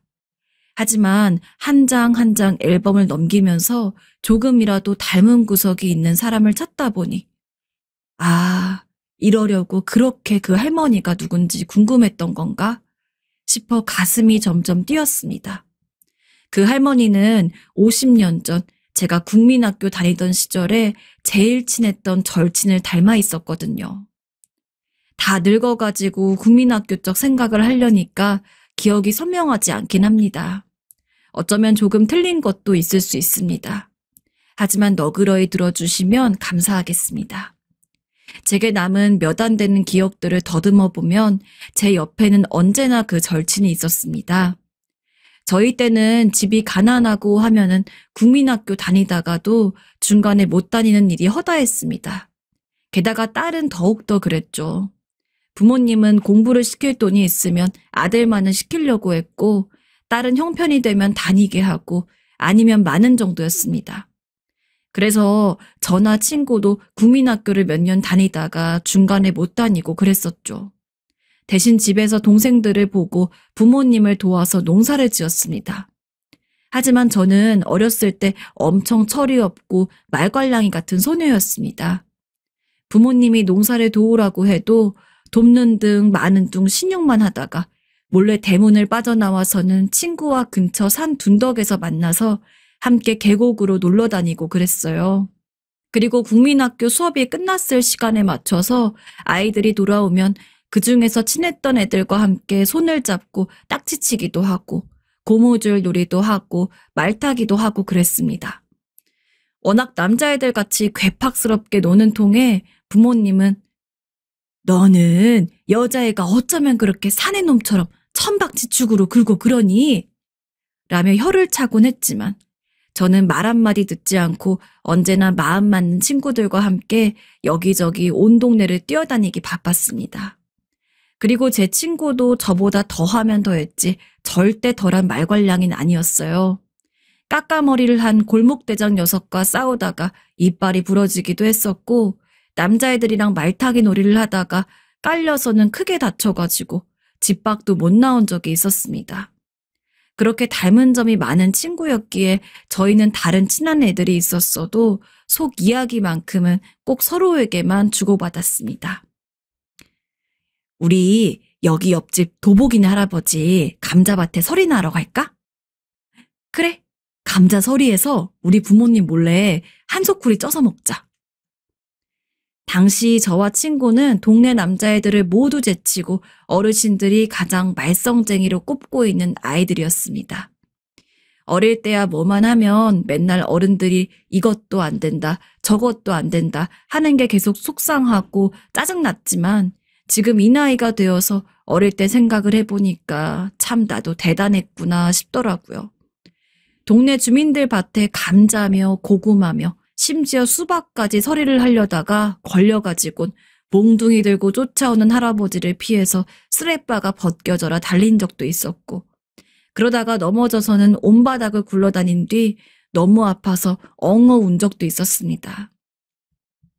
그렇게 울고 잡혀서 혼나더라도 다음 날이 되면 언제 그랬냐는 듯이 저희는 기운을 내고 또 새로운 말썽을 부리기 위해 여기저기를 쏘다녔습니다. 그때 그 시절 생각하면 얼마나 행복했는지 모릅니다. 그래도 매일같이 그렇게 말썽만 부리는 건 아니었어요. 당시 동네 근처에 작은 냇가가 하나 있었는데 아이들은 냇가에 가기보다는 산이며 들을 뛰어노는 것을 더 좋아했고 어른들은 다 큰 냇가에 가는 것을 좋아해서 작은 냇가에는 가지를 않았기 때문에 사실 그 냇가는 저와 그 친구만의 아지트 아닌 아지트였습니다. 그래서 아침 일찍 만날 때면 오후가 되기 전까지 친구 손을 잡고 냇가에 가서 함께 발에 담그고 도란도란 이야기를 나누기도 했습니다. 와, 물 진짜 시원하다. 그치? 응, 여기 발 담가봐. 여긴 더 시원해. 새소리, 바람소리, 냇물소리, 그리고 저와 친구의 웃음소리. 어느 날은 시간 가는 줄 모르고 거기서 떠들다가 밤늦은 시간에 집에 들어가서 서로 부모님에게 엉덩이가 터지도록 맞고 혼나기도 했습니다. 그래서 저는 다른 건 몰라도 어린 마음에 그 친구랑은 평생 친하게 지낼 수 있을 거라고 생각을 했어요. 하지만 저희가 15살이 되던 해 친구가 어렵게 저희 집 앞으로 와 말을 꺼내더라고요. 저기 나 서울로 가야 된대. 어? 서울? 갑자기 그게 무슨 말이야? 미안해. 바로 자기네 집 큰오빠를 따라서 돈을 벌기 위해 서울로 가야 한다는 말에 저는 그 자리에서 엉엉 오열을 하고 말았습니다. 너 서울 가서도 절대 연락 안 하면 안 된다. 이 기집애야, 나 잊으면 안 돼? 알겠어. 너도 나 잊으면 안 돼? 요새야 집집마다 전화가 있는 게 흔하고 핸드폰이니 스마트폰 같은 걸로 다른 사람이랑 연락을 하는 게 쉽지만 저희 때는 집집마다 전화가 있을 시절이 아니었습니다. 허름한 동전 공중전화야 있었지만 순번이 있어가지고 전화 한 번 하려면 그거 기다리느라 시간이 다 갔죠. 저도 친구도 그걸 모르는 건 아니었습니다. 친구가 서울에 가게 되면 예전처럼 매일같이 대화하긴 힘들 거라는 걸 말이죠. 하지만 그때는 그런 식으로 지키지 못할 약속이나마 하지 않으면 친구와의 헤어짐이 너무 아쉽고 슬펐습니다.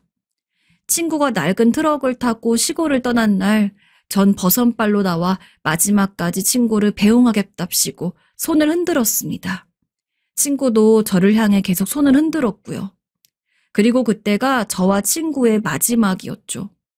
나이가 들어서 오래 잊고는 있었지만 조금 젊었을 때만 해도 가끔 그 친구 생각이 났습니다. 유일하게 제가 모든 것을 믿고 이해할 수 있는 친구였고 제가 심적으로 많이 의지를 했었거든요. 다른 친구가 없던 것도 아닌데 이상하게 그 친구 외에는 저를 온전히 털어놓을 수 있는 사람이 없었습니다. 결혼하고 애들 키우고 삶에 치이느라 조금씩 그런 친구의 존재도 제 안에서 흐려져 가긴 했으나 그래도 한 번씩 생각이 나고 떠올려진 얼굴이었습니다. 거기다 막상 이렇게 예상치도 못한 곳에서 제 오랜 친구로 예상이 되는 할머니를 보게 되니 당장이라도 나가선 이야기를 나누고 싶었습니다.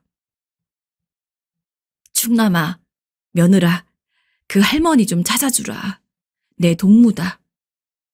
어머님 동무요? 응, 어렸을 때 둘도 없었던 고향 동무. 내가 이렇게 길바닥에서 만날 줄 꿈에도 몰랐다. 꼭 좀 찾아주라. 알겠어요, 어머님. 저 혼자선 찾을 수 있는 방법이 없었기에 주말에 큰아들 내외를 불러앉히고는 사정사정을 했습니다. 국민학교 시절부터 알고 지낸 우린 친구였고 그 친구가 돈 벌러 가겠다고 서울로 떠나면서부터 연락이 완전히 끊겼었다. 그런데 얼마 전에 며느리랑 산책을 나갔다가 나무를 샀는데 그 나무를 팔고 있던 할망구가 내 친구랑 너무 똑같이 생겼더라. 확인이라도 해보고 싶으니 그 할망구가 어디 있는지 좀 찾아달라고. 아들과 며느리는 놀라며 수소문을 했습니다. 그나마 다행히 제가 그 친구 이름을 기억하고 있었기에 어렵지 않게 그 친구의 행방을 알고 있는 사람을 만날 수 있었습니다. 당시 친구가 나무를 팔던 횡단보도 앞에 안경집이 있었는데 거기 주인이 제 친구를 너무 잘 알고 있더라고요. 아, 점례 할머니 말씀하시나요? 아유, 당연히 잘 알죠. 우리 동네에 그 할머니만큼 발 넓은 사람 없을걸요? 비슷한 또래 할머니랑 할아버지들이랑도 잘 지내시고 나 같은 동네 가게 사람들한테도 너무 살갑게 대해주셔서 기억을 해요. 혹시 그 할머니 어디 사시는지 아시나요? 여기 계신 분이 저희 시어머니인데 시어머니가 점례 할머니랑 오랜 고향 친구이신데 점례 할머니가 먼저 서울로 올라오시면서 거의 60년이 넘게 연락이 끊기신 상황이었거든요. 근데 얼마 전에 우연히 여기서 나무를 파시던 할머니를 만나서 저희 시어머니가 대화를 좀 하고 싶어 하시는데 할머니가 어디 계시는지 몰라서 너무 속상해하고 계세요. 저쪽 근처에 임대아파트 단지 있는 거 알죠? 거기 사세요. 나도 정확히 어느 동 어느 호에 사는진 모르고 그 임대아파트 쪽 가면은 경로당이랑 정자가 하나 있을 텐데 점례 할머니가 거기 단골이에요. 아마 찾아가 보면은 쉽게 만날 수 있을 겁니다. 그 이야기를 듣자마자 저는 며느리랑 아들이랑 같이 임대아파트 단지 쪽에 갔습니다. 할머니, 할아버지들이 아주 바글바글했습니다. 하지만 아무리 주변을 둘러봐도 친구처럼 보이는 할머니는 없었습니다. 그래서 일단 아무나 붙잡고 혹시 김점례 아냐고 물었더니 진짜 묻는 족족 제 친구를 모르는 사람이 없더군요. 그 근처 유명 인사였는지 그 할망구 심심하면 나물 팔고 그러잖아. 이쪽 단지 사는데 매일 아침부터 밤까지 경로당에 와서는 고스톱을 그렇게 쳐. 어쩜 그리 손이 야무진지 이겨본 적이 거의 없다니까. 라며 친구에 대한 이야기를 들을 수 있었습니다. 저는 모르는 친구의 모습이지만 가슴이 벅찼습니다. 그래서 사정을 이야기를 하고서 꼭 좀 만나게 할 수 있게 해달라고 부탁했죠. 그랬더니 그 근처에 지팡이 짚고 앉아있던 할아버지 하나가 저를 데리고 경로당에 들어갔습니다. 점례, 여기 그쪽 찾아온 사람이 있어. 등을 돌린 채 한참 고스톱을 치고 있던 할머니 하나가 뒤를 돌아선 저를 보는데 아무리 봐도 제 50년 전 단짝 친구였던 그 점례가 맞았습니다. 점례야, 나 정분이다. 기억 안 나? 초등학교, 관전초등학교 나오고 우리 맨날 감자설이하고 내과 가서 이야기하고 그랬잖아.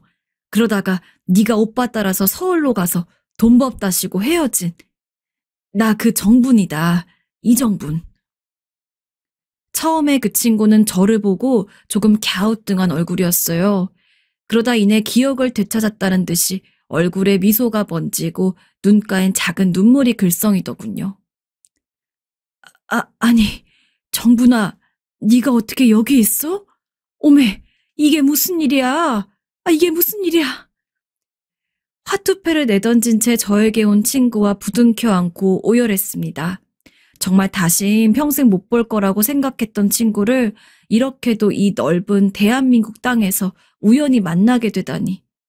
경로당에 있었던 모든 사람들도 박수를 치며 축하해 주었고 우리의 눈물은 계속되었습니다. 그리고 저는 아들이랑 며느리 도움받아서 저랑 친구 단둘이서 커피 한 잔 마시면서 그동안 묵혀왔던 이야기들을 잔뜩 나눴습니다. 그러다 보니까 친구가 서울로 떠난 뒤 얼마나 힘들게 살았는지도 알게 되었죠. 어렸을 적 오빠를 따라서 돈을 벌러 서울로 가긴 했으나 그 과정이 순탄치 않았다고 합니다. 친구의 오빠도 친구도 나이가 어리다 보니 괜찮은 일을 잡기 어려워서 한동안은 밥 한 끼 제대로 못 챙겨 먹었다고 해요. 그나마 자리를 좀 잡고 나서는 고향에 돈도 보내고 하며 어찌저찌 먹곤 살 수 있었다만 친구의 오빠가 사고로 일찍 죽으면서 졸지에 친구 혼자 서울에 남아서 일을 해야 되는 상황이 왔다고 합니다. 그래도 좋은 사람을 만나서 결혼은 했지만 이게 무슨 운명의 장난인지 남편과는 얼마 안 가 따로 살게 되었다고 합니다. 이유는 남편의 외도였죠. 정말 얼마나 징글징글했는지 몰라. 지금도 그때 생각만 하면 에휴. 평소 술을 마시는 걸 너무 좋아해가지고 말리기도 많이 말렸는데 말 한 번 듣질 않다가 결국 술집에서 알게 된 여자와 함께 도망을 갔답니다. 그 덕에 친구는 어린 아들을 혼자 키워가면서 살았는데 이제 성인이 돼가지고 친구로서도 아들 다 키워놨으니 이제 괜찮겠지 하고 안도하던 찰나에 아들이 객사를 했다고 합니다. 그 충격으로 친구는 한동안 식음을 전폐하고 아들을 따라가려고 했다고도 해요. 내가 살아있는 것도 기적이지, 기적이야. 나같이 서러운 인생이 또 있을까 싶어서 얼마나 하늘을 원망했는지 모른다. 그나마 친구네 집 주변에 살던 다른 할머니와 할아버지가 위로를 해주고 매일같이 찾아와 주지 않았으면은 아마 지금쯤 친구는 이 세상에 없었을 수도 있을 거랍니다. 친구가 그렇게 힘들 때 제가 곁에 있어주지 못했다는 것이 너무 미안했습니다. 그래도 누구보다 일찍이 알던 친구였는데 비록 말뿐일지언정 곁에서 함께 해주고 위로의 말 한마디라도 건네줬으면 친구가 조금 더 일찍 정신을 차리고 자기의 삶을 살 수 있지 않았을까요? 네가 그렇게 힘들었는데 내가 그거 하나 몰랐다는 게 너무 원통하고 미안하다, 점례야. 내가 하루라도 너를 빨리 찾았다면 더 좋았을 건데. 무슨 그런 소리를 해. 아무것도 몰랐는데 네가 미안할 게 뭐 있니? 나는 그래도 오늘 너 만나서 내가 살아있는 게 다행이라고 생각한다. 죽었으면 무덤에서나 만났을 거 아니야. 현재 친구는 나라에서 준 임대 아파트에서 20년째 살고 있고 기초수급자로 달에 몇십만 원씩 조금 나오는 거 가지면서 가끔 심심할 때마다 소일거리로 나무를 판다고 했습니다. 그리고 그날도 오랜만에 나무를 팔려고 나왔던 거고 저와 우연히 마주치게 된 거였죠. 그래도 자식들 잘 둔 덕에 말년엔 풍족하게 살고 있는 저랑 달리 잔뜩 구부러진 허리로 지금까지도 가난하고 힘들게 고생하며 살고 있는 친구를 보니까 마음이 너무 좋지 않았습니다. 처음 오랜만에 친구를 만났을 때도 저 할머니는 어쩜 저렇게 허리가 휘었대? 란 생각이 들 정도로 친구는 또래의 다른 할머니들에 비해서도 허리가 정말 곱추처럼 흰 편이었는데 잘은 몰라도 젊었을 적 그리고 나이 들어서도 쉬지 못하고 계속 고생을 하다 보니까 언제부턴가 그렇게 허리가 굽었다고 하더라고요. 너 우리 아들이랑 같이 서울의 유명한 병원 좀 한번 가자. 돈 걱정은 하지 마. 너 오랜만에 봤는데 내가 그런 수술 하나 못 시켜주겠니? 아니야. 금방 곧 죽을 사람 무슨 돈 들여서 수술은 수술이야. 난 이제 적응돼서 이게 더 편해. 나 안 할 테니까 괜한 소리 하지 말어. 아니야. 이렇게라도 해야 내 마음이 편해. 아, 얼른. 저는 계속 만류하는 친구를 억지로 데리고서 큰아들 차를 타고 병원에 갔습니다. 하지만 미리 대학병원에 예약을 해두었는데 의사 말을 들어보니까 이미 허리가 굽은 지가 너무 오래되어서 물리치료 같은 간단한 치료만으로는 절대 허리가 돌아올 수 없다고 하더라고요. 대신에 수술을 하면 아주 젊은 사람들처럼 꼿꼿한 허리가 아니라고 하더라도 그래도 비교적 다른 노인들이랑 비슷한 정도로는 허리가 필 수 있을 거라고 하길래 몇 달 뒤에 수술 예약까지 잡아두었습니다. 지금 당장이라도 수술을 시키고 싶었지만 그 의사가 워낙 유명하다 보니 몇 달을 기다려야 하는 상황이었습니다. 고맙다. 고마워. 저는 눈물을 글썽이며 병원 앞에서 말하는 친구의 두 손을 옛날 어릴 적처럼 꼭 잡아주었습니다. 친구에게 도움이 될 수 있어 다행으로 여기면서요. 아쉽긴 해도 지금은 수술 전까지 친구랑 거의 매일같이 만나서는 수다도 떨고 밥도 먹고 하고 있어요. 제가 친구네 집에 초대를 받기도 하고 친구를 저희 큰아들 집에 초대해서 식사를 하기도 하고 가끔은 경로당에서 같이 점 10원짜리 고스톱도 칩니다. 너무 어렸을 때 헤어져서 오래도록 못 만난지라 처음에는 친구와 무언가를 같이 한다는 상황 자체가 참 어색하고 이상하게 느껴지고 그랬는데 지금은 언제 그랬냐는 듯 다시 친구가 없으면은 너무도 쓸쓸하고 외로운 인생이 될 것 같아서 이렇게 평생 함께 지내고 싶은 심정입니다. 탱탱하고 뽀얗던 어린 소녀에서 주름 많고 쭈글쭈글 늙은 할머니가 될 때까지 솔직히 얼굴을 본 날보다 못 본 날이 훨씬 많지만 그럼에도 마음 깊이 친한 친구라는 건 그러한 공백 기간과는 상관없이 여전히 친밀한 감정이 드는 것 같아요.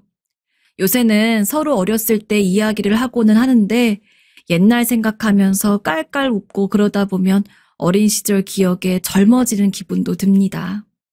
저나 친구나 다 늙어가지고 냉정하게 말해서 언제까지 살런지는 나도 모르겠습니다. 하지만 이렇게 힘들게 다시 만난 만큼 죽을 때까지 평생 함께 할랍니다. 내가 글을 잘 못 써 며느리가 사연 보내는 걸 도와주는데 잘 전달됐을지 모르겠네요. 모쪼록 여러분들 옆에도 오랜 친구가 있으면은 꼭 소중히 해주시기를 바래요. 원래 가족만큼 소중한 것이 친구이니까요. 처음으로 이런 데에 글을 올려보는데요. 저 혼자만 알고 있기 너무 아까워 그간의 속풀이도 할 겸 써봅니다. 요즘 같은 때에도 시집살이 시키는 사람들이 있냐고 하던데 전 충분히 그렇다고 말할 수 있어요. 사실 저만 당하며 산다고 생각하니 너무 억울해서 참을 수가 없는데 또 제 친구들 보면 이 정도로 시댁과 사이가 나쁘진 않더라고요. 아무리 들어봐도 제 또래에선 제가 제일 심하게 당하는 것 같은데 맞는 걸까요? 저와 남편은 결혼 3년 차에 시댁으로 들어가게 되었어요. 둘이서 함께 하려던 사업이 잘 안 되어서 대출이며 뭐며 제대로 갚을 수 없는 처지가 되었거든요. 원래 제 마음은 저희 친정으로 들어가고 싶었지만 저희 엄마는 아주 얄짤없으셨어요. 냉정하다 못해 찔러도 피가 안 나올 정도로 말을 하시더군요.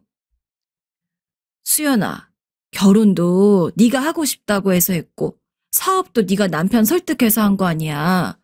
우리 집에서는 아무도 너한테 강요한 사람이 없어. 그런데 왜 네가 한 일 책임을 우리가 같이 져야 하니? 어떻게든 버텨보던지 소비를 줄이던지 알아서 해. 이제 환갑 넘어서 본인과 아빠 둘이서 오붓하게 사신다는데 그 나이가 되어서 사위며 딸 손주까지 뒤치다꺼리를 해줘야 하냐며 완강하게 반대하시더라고요. 사실 엄마 말이 틀린 게 뭐가 있겠어요. 저도 그냥 던져본 말이지만 완벽하게 거절당했고 그냥 그렇게 우리 둘끼리 정말 원룸이라도 가서 월세 사는 한이 있더라도 어떻게 살아야 하나 싶었어요. 그런데 아무래도 태어난 지 이제 막 돌이 넘은 아기가 있어서 그런지 어렵더라고요. 이럴 때 누가 좀 도움이 되어줬으면 좋겠는데 참 걱정스러웠어요. 그러던 차에 남편이 뭔가 결심했는지 말을 꺼내더라고요. 수연아, 그냥 우리 집으로 들어가자. 할머니 계시긴 하지만 그래도 어떻게든 되겠지. 라유리도 키워야 하고 우리들도 빚 갚아서 다시 시작하려면 어른들 도움 받기는 해야 돼. 이제는 어떤 상황에 처했다고 해도 도저히 우리끼린 일어나기 힘든 상황이었기 때문에 시댁에 들어간다는 게 좀 찝찝하긴 했지만 그래도 목구멍이 포도청이었어요. 그래서 저는 하는 수 없이 바로 받아서 물어봤어요. 그래, 뭐든 해야지. 그런데 어머니한테 말씀은 드려봤어? 진작 통화했어. 엄마는 너네만 괜찮다면 들어오라고 하시더라. 이렇게 해서 우리는 재빠르게 짐을 정리하고 그 와중에도 돈 될 만한 것들 찾아서 중고 사이트에 팔고 어떻게든 돈을 아껴볼 심산으로 처절하게 수속을 마쳤고 그 길로 시댁에 들어가게 되었어요. 사실 90세가 넘으신 시할머니가 계시기 때문에 이렇게 온 어른들만 계시는 가족들과 살면서 괜찮을지 자신이 없더라고요. 하지만 일이 또 터지고 말았어요. 우리 부부는 임신 중에 둘이 머리를 맞대고 생각했던 사업을 그대로 진행했고 초반에 잘 풀려서 정말 괜찮아질 줄 알았어요. 그런데 중간에 개입해서 도와주었던 분이 대뜸 잠수를 타버렸고 출산을 할 무렵쯤 그분이 경쟁업체에 우리 사업 정보를 팔아 넘겼다는 사실을 알게 되었지 뭐예요. 전 그때 스트레스가 이만저만이 아니었고 남편이며 가족들은 제발 아이 낳는 것에만 집중하라고 할 정도로 제정신이 아니었어요. 아기를 낳은 지 얼마 안 되어서도 계속 수소문해서 잡으러 다녀봤지만 답이 없었고 제품 안엔 오직 저만 바라보며 밥이며 뭐며 고프다고 울어대는 아기가 있기 때문에 이도저도 쉽게 결론을 내릴 수가 없더군요. 결국 그 상태로 우리 부부는 주저앉게 되었고 한번 흐름이 멈추니 망가지고 무너지는 건 시간 문제더라고요. 도미노가 무너지듯 우르르르 사업이 멋대로 흘러가는 것을 보니 전 산후 우울증과 함께 심각할 정도로 마음이 어지러웠어요. 겨우 정신을 추스르고 버티겠다고 마음을 먹으니 그제서 눈덩이 같은 빛들이 보여지면서 새삼 벼르게 되더라고요.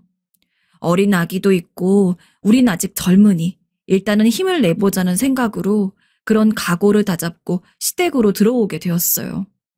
생활비도 당연히 어머니께 얼마 드리지만 한 몇 년간은 오롯이 빚을 갚는 데 집중하기 위함이었는데요.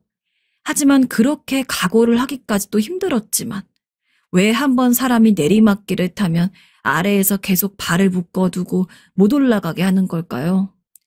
이래서 좀처럼 다시 수면 위로 못 떠오르고 많은 이들이 절망을 하나 봅니다. 생각지도 못한 데에서 제 새로운 우울증 거리가 발생하게 되었어요. 그 원인은 바로 저희 시어머니였어요.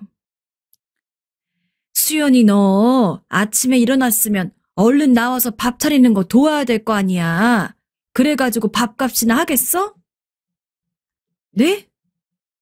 밥값이라는 단어가 무척 가슴에 걸렸습니다. 그날은 밤새 자지 않는 아기를 달래고 겨우 새벽녘에 잠이 들었던 날이었어요. 그나마 예전 직장을 알아보고 다시 다니고 있는 남편이 회사에서 버티게 하려면 밤 시간에 깨서 울어대는 아기를 제가 도맡아서 달래야 했거든요. 핸드폰 시계로 봤을 때 4시쯤 겨우 잠들었는데 어머니는 아침도 아닌 새벽 6시부터 저를 깨우시는 겁니다.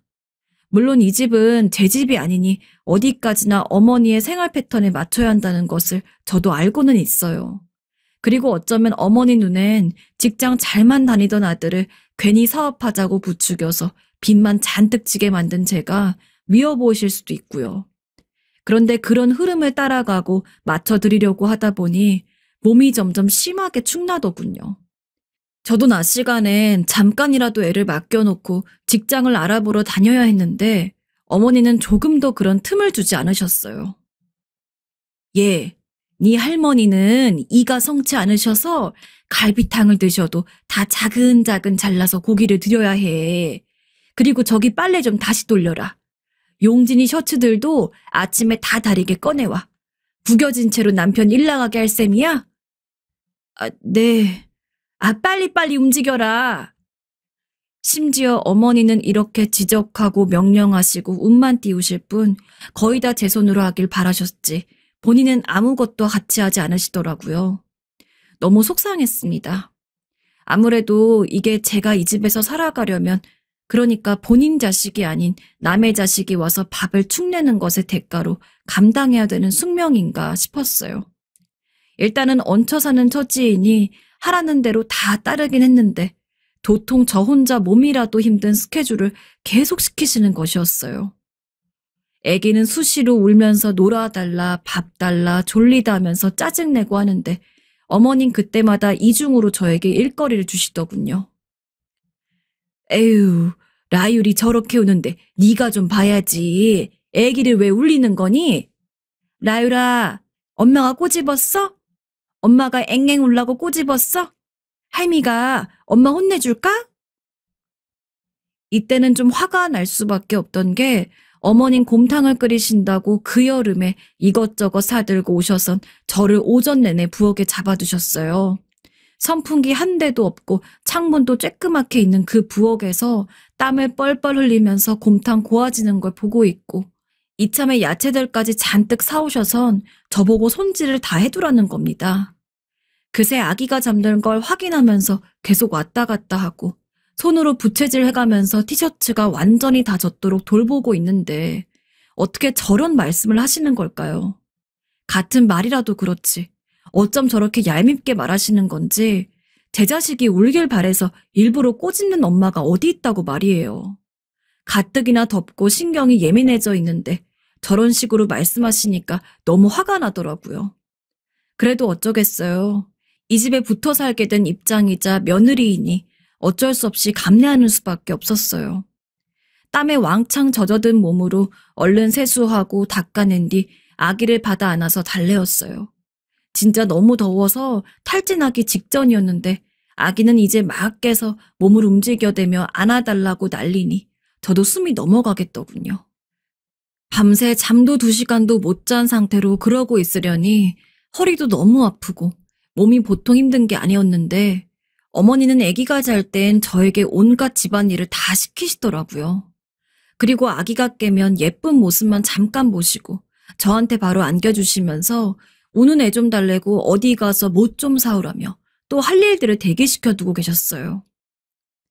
얘, 슈퍼에서 케첩 좀 하나 사와라. 소세지 볶음 해야 되는데 다 떨어졌네. 아, 그리고 비닐봉다리 돈 주기 아까우니까 여기 장바구니 꼭 가져가라. 진짜 이 비유가 맞는진 모르겠지만 차라리 신데렐라가 부러울 정도였어요. 적어도 신데렐라는 집안일이랑 자기네 언니들 시중만 들었지 애기는 안 봤으니까요. 집안일 몇 배의 강도와 육아의 강도는 비교할 수가 없는 것 같아요. 그런데도 어머니는 제가 힘들어하는 기색이 보이면 꼭 뒤에다 대고 몇 마디를 얹으시는데 그게 그렇게 상처였어요. 수연이 너 그게 뭐가 그렇게 힘들다고 오만상을 찌푸리고 있니? 나는 더했어. 용진이랑 희진이를 매번 하나는 없고 하나는 손에 잡고 이렇게 부엌일 했어. 그런데도 시댁 식구들이 하나도 안 도와주고 그렇게 밤이나 낮이나 불러대고 내가 정말 못 살겠다 싶더라.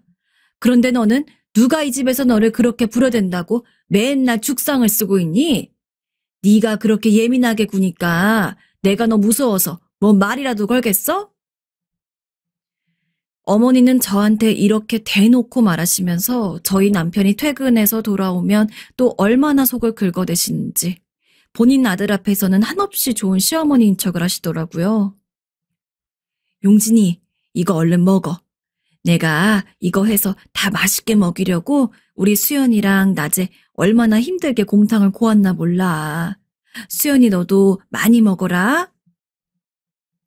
하지만 웃긴 건 그러면서도 남편이 저를 좀 신경 써주려고 하니 그게 그렇게 얄미우셨나 봐요.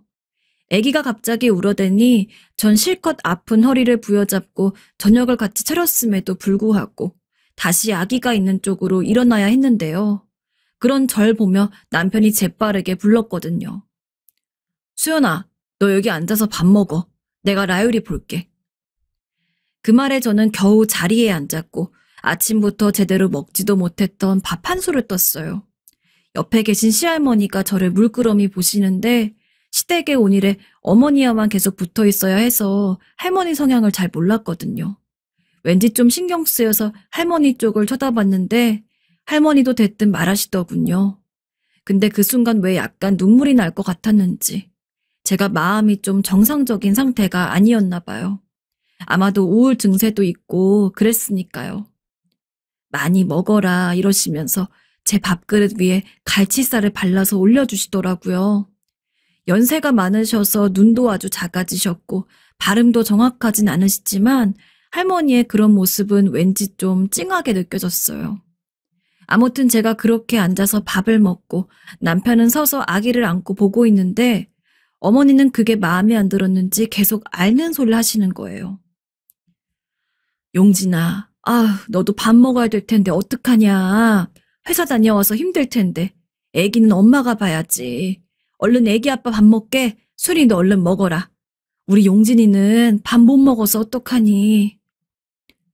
솔직히 말해서 남편은 아침에 출근함과 동시에 회사에서 잘만 먹고 다니고 커피까지 동료들과 사 마시고 다니고 저녁도 이렇게 상다리가 부려지게 먹는데 대체 뭘 그렇게 걱정하시는지 이해가 안 되더라고요.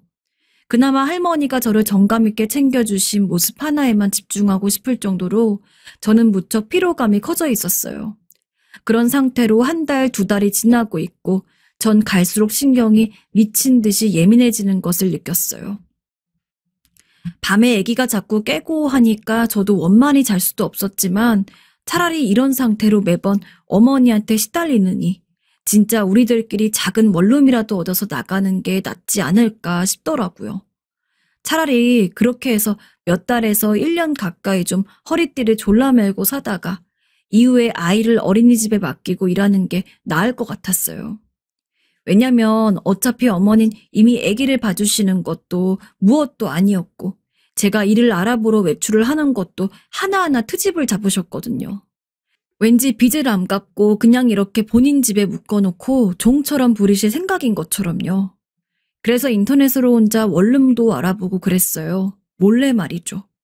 그러다 도저히 안 되겠어서 남편에게 상의를 했던 내용은 아니지만 저도 어머니께 한마디를 하게 되었어요.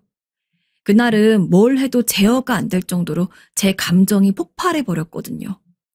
몇 년 동안 못 봤던 친구가 집 앞까지 왔다길래 잠깐 나가려 하는데 너 애는 안 보고 어딜 가려는 거야? 할 일이 태산인데 지금 이거 나보고 다 하라는 거니? 라며 혼을 내시더라고요.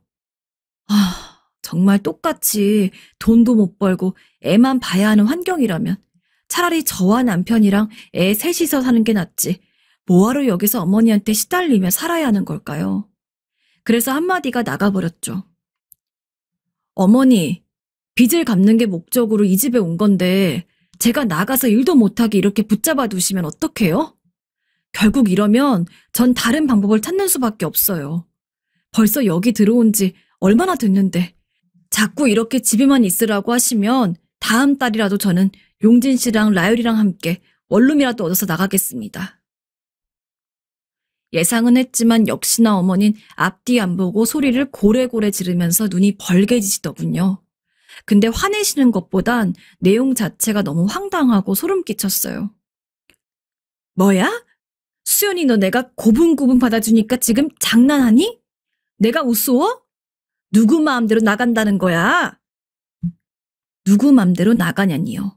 들어올 땐 니네 맘이었어도 나가는 건 안 된다는 건지 너무 당황스러운 소리를 하시더라고요. 내가 내 몸 끌고 우리 수중에 남은 돈 갖고 다른 집 얻어서 나가겠다는데 이걸 왜 어머니 허락을 받아야 하는 걸까요? 그러면서 말도 안 되는 넋두리를 늘어놓으시면서 가슴을 치시는데 까딱하면 제가 잘못한 걸로 착각할 뻔했어요.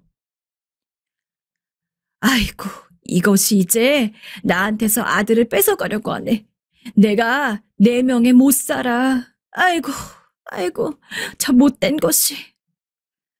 정말 어머니의 저런 부분은 제가 도저히 맞춰서 따라갈 수 없는 부분이었고, 보고 있자니 이젠 질려버릴 정도였어요. 말을 더 잇기도 싫고 이날 저도 엄청나게 한계에 치달았었는데 어머니는 아예 이 기회에 저를 완전히 꺾어놓겠다고 생각하셨는지 더 악을 지르시더라고요. 그래, 너 나갈 거면 어디 나가봐. 대신 곱게는 못 나가. 내가 너한테 뭘 어쨌다고 무슨 죄를 그리 지었다고 그런 사나운 말을 해대는 거야? 우리 아들 돈을 갖다가 죄다 써버려 놓고 뭐가 어쩌고 어째? 돈 벌어주는 남편 고마운 줄은 모르고 말이야. 너 아직도 고마운 줄 모르지? 어머니는 곧 죽어도 제 탓만 하시면서 저만 자기 아들 앞길을 막은 인간 취급하시더라고요. 이쯤 되니 전 기가 막혀서 어머니가 하시는 말을 어느 정도 흘려듣게 되었어요. 그런데 제가 대강 들으려고 하는 걸 곳에 눈치를 채셨는지 선을 넘으시더라고요. 야, 네가 뭔데 내 말을 무시해? 이게 시어미를 아주 뭘로 보는 거야? 한 집에 있으니까 진짜 별꼴을 다 보는 것 같아서 이땐 저도 고개를 확 돌려서 노려보게 되더군요. 근데 갑자기 그때 방문이 열리면서 웬 소리가 들렸어요. 애미 너 뭐 하는 거냐? 이 소리는 어머니가 저한테 한 소리가 아닌 할머님이 어머니께 하시는 소리였어요. 어머니는 계속 저를 향해 어깨를 들썩이며 사납게 노려보고 계시다가 할머니가 부르시니 소리를 억지로 죽이시더군요. 아무것도 아니에요, 어머니. 평소 두 분이 대화하는 걸 그닥 많이 본 적은 없어서 저도 이 광경이 조금 신기하긴 했어요. 내가 안에서 다 들었는데 뭘 아니라는 거냐? 용진이 애기랑 왜 그러는 거야? 할머님은 늘 저한테 남편 이름과 더불어 애기라고 부르셨어요. 평소 접점이 별로 없으니 호칭도 딱히 없기도 했었고요. 아무튼 제 3자가 끼어들게 되니 이 거칠고 숨막히는 공기가 조금은 옅어지는 것 같았는데 다시 사나워지게 되었어요. 할머님은 생각보다 무서운 분이셨습니다. 너는 내가 우습게 보이냐 진짜? 네? 저와 어머니는 동시에 대답했어요. 90세쯤 되신 할머님이 어디를 보는지 모르겠는 작은 눈으로 덤덤히 말씀하시는데 그게 왜 그렇게 무섭게 들렸을까요? 저한테 하시는 소리일 것 같진 않았지만 왠지 모르게 긴장하고 있던 사이 그새 할머님이 어머니 쪽으로 몸을 기울이시더군요. 내가 이 집에 있는데도 지금 큰 소리를 내고 있어? 네가 염치가 있긴 하냐? 내가 너 조용히 있으라고 몇 번을 말했어. 어? 저는 이 상황이 도무지 적응이 되지 않아서 이 집에 있는 몇 달간 낮에 매번 주무시는 할머님 모습밖에 못 봤기 때문에 좀 낯설었어요. 그리고 어머니가 그렇게 궁지에 몰린 듯한 표정을 짓는 것도 처음 봤고요. 어머니, 방에 들어가셔요. 제가 들어가서 말씀을 드릴 테니까. 야, 니는 진짜 언제 정신을 차리겠냐? 어? 순식간에 할머님이 어머니의 묶은 뒷머리를 잡아서 아래로 납고채시는데 나이 드신 분이 어쩜 그렇게 힘이 세신 건지 그래서 저 연세껏 아직 간병인 안 쓰시고 집에 계신가 싶었어요. 일단은 그걸 떠나 이 상황이 너무 겁이 나서 말이 제대로 나오지도 않더라고요. 어머니는 그대로 확 꺾여 주저앉으셔서 저에게 얼굴이 안 보이도록 돌아앉으시는데 모든 게 순식간에 일어난 일이라 전 너무나 어버버했어요. 할머님은 그대로 딱딱하게 할 말을 쭉 하시는데 듣는 내내 무슨 아코디언이 쫙 펼쳐졌다가 줄어들 듯 너무 충격적인 내용이라서 입이 절로 벌어지더라고요. 대체 우리 어머니는 뭐가 그렇게 잘나서 그동안 저에게 무시를 해댔던 걸까요? 이날 할머님 말씀으로 모든 상황이 저에게 다 알려진 이상 어머니는 이후로 저에게 입도 뻥끗 못하게 되셨지만 말이에요. 네가 우리 영식이 두고 밖으로 나돌면 바람펴 대던 걸 내가 영식이랑 어린 용준이 불쌍해서 봐주고 걷어주고 네가 잘하겠다고 해서 눈 감고 살아줬더니 적당히 해야지. 도가 지나친 거 아니여? 할머님의 발음이 분명하진 않지만 주르륵 쏟아내며 소리 지르는 내용들을 종합해보니 우리 어머니는 평범한 인생이 아니셨더라고요. 남편이 어렸을 때 바람을 피셨고 이후로도 한 번 더 피셨다가 그때는 할머님께까지 걸리게 되셨던 모양이에요. 그래도 할머님은 아버님과 제 남편을 생각해서 어떻게든 덮고 넘어가셨고 대신 이 집에서 같이 모시고 사는 조건으로 봐주셨던 것 같아요. 90세가 넘으시면서부터 쉬게 되신 거지 그전엔 제법 정정하셨기 때문에 밥이며 뭐며 본인이 며느리를 혹여라도 들볶는 모양새가 될까 싶어 홀로 다 해오셨던 것 같아요. 어머닌 완전 삶은 오징어처럼 얼굴이 벌개지셔서 맞받아치시는데 본전도 못 건지셨어요. 어머니, 이건 얘랑 제 일이에요. 그러니까 야, 네가 무슨 씹살이 했다고 그러냐? 네 한창 똘끼 부리고 다니던 40대도 안 시켰던 시집살이를 60 넘어서 당해볼려? 그래야 정신 차리겠냐? 어머니, 아니 그게 너 똑바로 말해봐봐. 내가 네 씹살이 시켰냐고? 어머님, 죄송해요. 알겠어요. 제가 잘못했어요. 그러니까 결국 우리 어머니는 시집살이라고는 해본 적이 없던 사람이었어요. 그러면서 괜히 저한테 별 고생을 다 해본 양 온갖 죽는 소리를 해가면서 부려먹었던 거고요. 본인도 제대로 해본 적이 없으니 저한테 잔뜩 시켜가면서 안 해도 될 일거리까지 만들어가며 자기 밑으로 아랫사람이 들어온 걸 누리고 싶었던 거였고요. 그러니 그런 제가 나간다고 하니까 저 난리를 피운 거예요. 할머님이 본인한테 뭘 시킨 적은 없이 편히 살곤 있지만 어찌되었건 바람피고 시댁에서 들어와서 사는 며느리였으니 떳떳하지 않고 스스로 눈치를 봤던 모양이에요.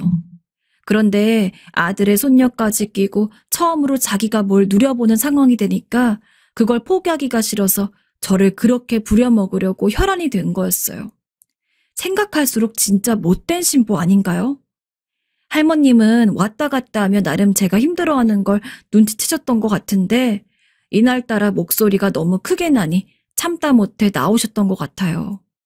어머니는 그대로 고개를 완전히 수그리고 입을 다무시더니 그 상태로도 뭐가 그렇게 기분이 나쁘신지 연속 중얼중얼 거리시더라고요. 너 할 말 있으면 입 벌려서 말해라. 확 주둥이 비틀어버리기 전에. 말해보라니까 왜 입을 다물고 있어? 저는 내내 입을 벌리고 그냥 멍하니 벽에 기대 서 있었고 어머니는 그대로 해골 마냥 입을 쏙 집어넣으시는데 웃으면 안 되는데 왜 그 광경이 이렇게 웃긴 걸까요? 할머님이 어머니에게 있어 이런 존재일 거라고는 진짜 꿈에도 생각을 못했어요. 아마 이렇게 화를 내신 적이 별로 없지 않았을까 싶더군요. 할머님은 그렇게 호통을 치시더니 저를 쓱 보고 딱 한마디만 하셨어요. 근데 그게 왜 그렇게 마음에 남는 걸까요? 용진애기, 니 할 말 있으면 하고 살아. 사람이 떳떳하면 할 말 해도 되는 거다. 네가 바람을 폈냐, 뭘 했더냐. 남편 끼고 새끼 끼고 잘 살아보려다 그리 된 게 아니냐. 그리고 니 있고 싶을 때까지 편히 있어라. 솔직히 이 집은 저에게 있어 시댁이지만 어머니의 집이 아니고 할머님 집이었어요. 저렇게 편을 들어주시니 진짜 사람이 죽으란 법은 없는 건가 싶어 울컥하더라고요. 사실 어머니만 생각하면 당장이라도 도망 나가고 싶었지만 금전적으로는 우리가 장기적으로 고생하게 될 판이긴 했어요. 할머님도 손주네 부부가 사업 빚지고 들어온 걸 알고 허락해 주신 걸 텐데 저렇게 어머니와 저의 불화가 심하다 보니 나서신 것 같고요. 어머니와 또 한 번 부딪히면 뭐라고 말을 해야 하는 건지. 전 속이 시원하긴 했지만 한편으론 그렇게 저한테 난리를 치고 못되게 구시던 분이 얼마나 민망하고 수치스러울까 싶어서 제가 외려 더 껄끄럽더라고요. 그런데 어머니는 이후로 제 남편이 출근하면 도망치듯 문화센터니 뭐니 어디 간다고 나가버리시고 접촉을 피하고 계셔요. 그 덕에 제가 그럭저럭 집안일을 하고 있긴 하지만 어머니 한 분만 안 계셔도 일이 편할지 몰랐어요. 외려 지금은 할머님이 제 딸을 데리고 같이 들어가서 주무시기도 하고 깨면 거실에서 놀아주시느라 너무 편해졌어요. 저는 이전보다 근심거리가 확연히 줄어들어서 요즘에는 그럭저럭 다시 일을 찾아보고 있고요. 어머니가 저를 또 그렇게 일방적으로 괴롭히지만 않으시면 안 부딪힐 것이고 또 뭐라고 하시면 저도 할 말 안 할 말 가리지 않고 다 할 생각인데 묘하게 요즘 접점이 없어요. 아무래도 할머님의 개입도 컸고 그렇게 무시하고 손가락질하고 함부로 해대던 며느리한테 본인의 옛날 수치스러운 과거를 들킨 게 그렇게 못 견디시겠나 봅니다. 저는 그저 우리가 독립해서 다시 나갈 때까지만이라도 할머님께서 오래오래 살아주셨으면 하는 바람입니다.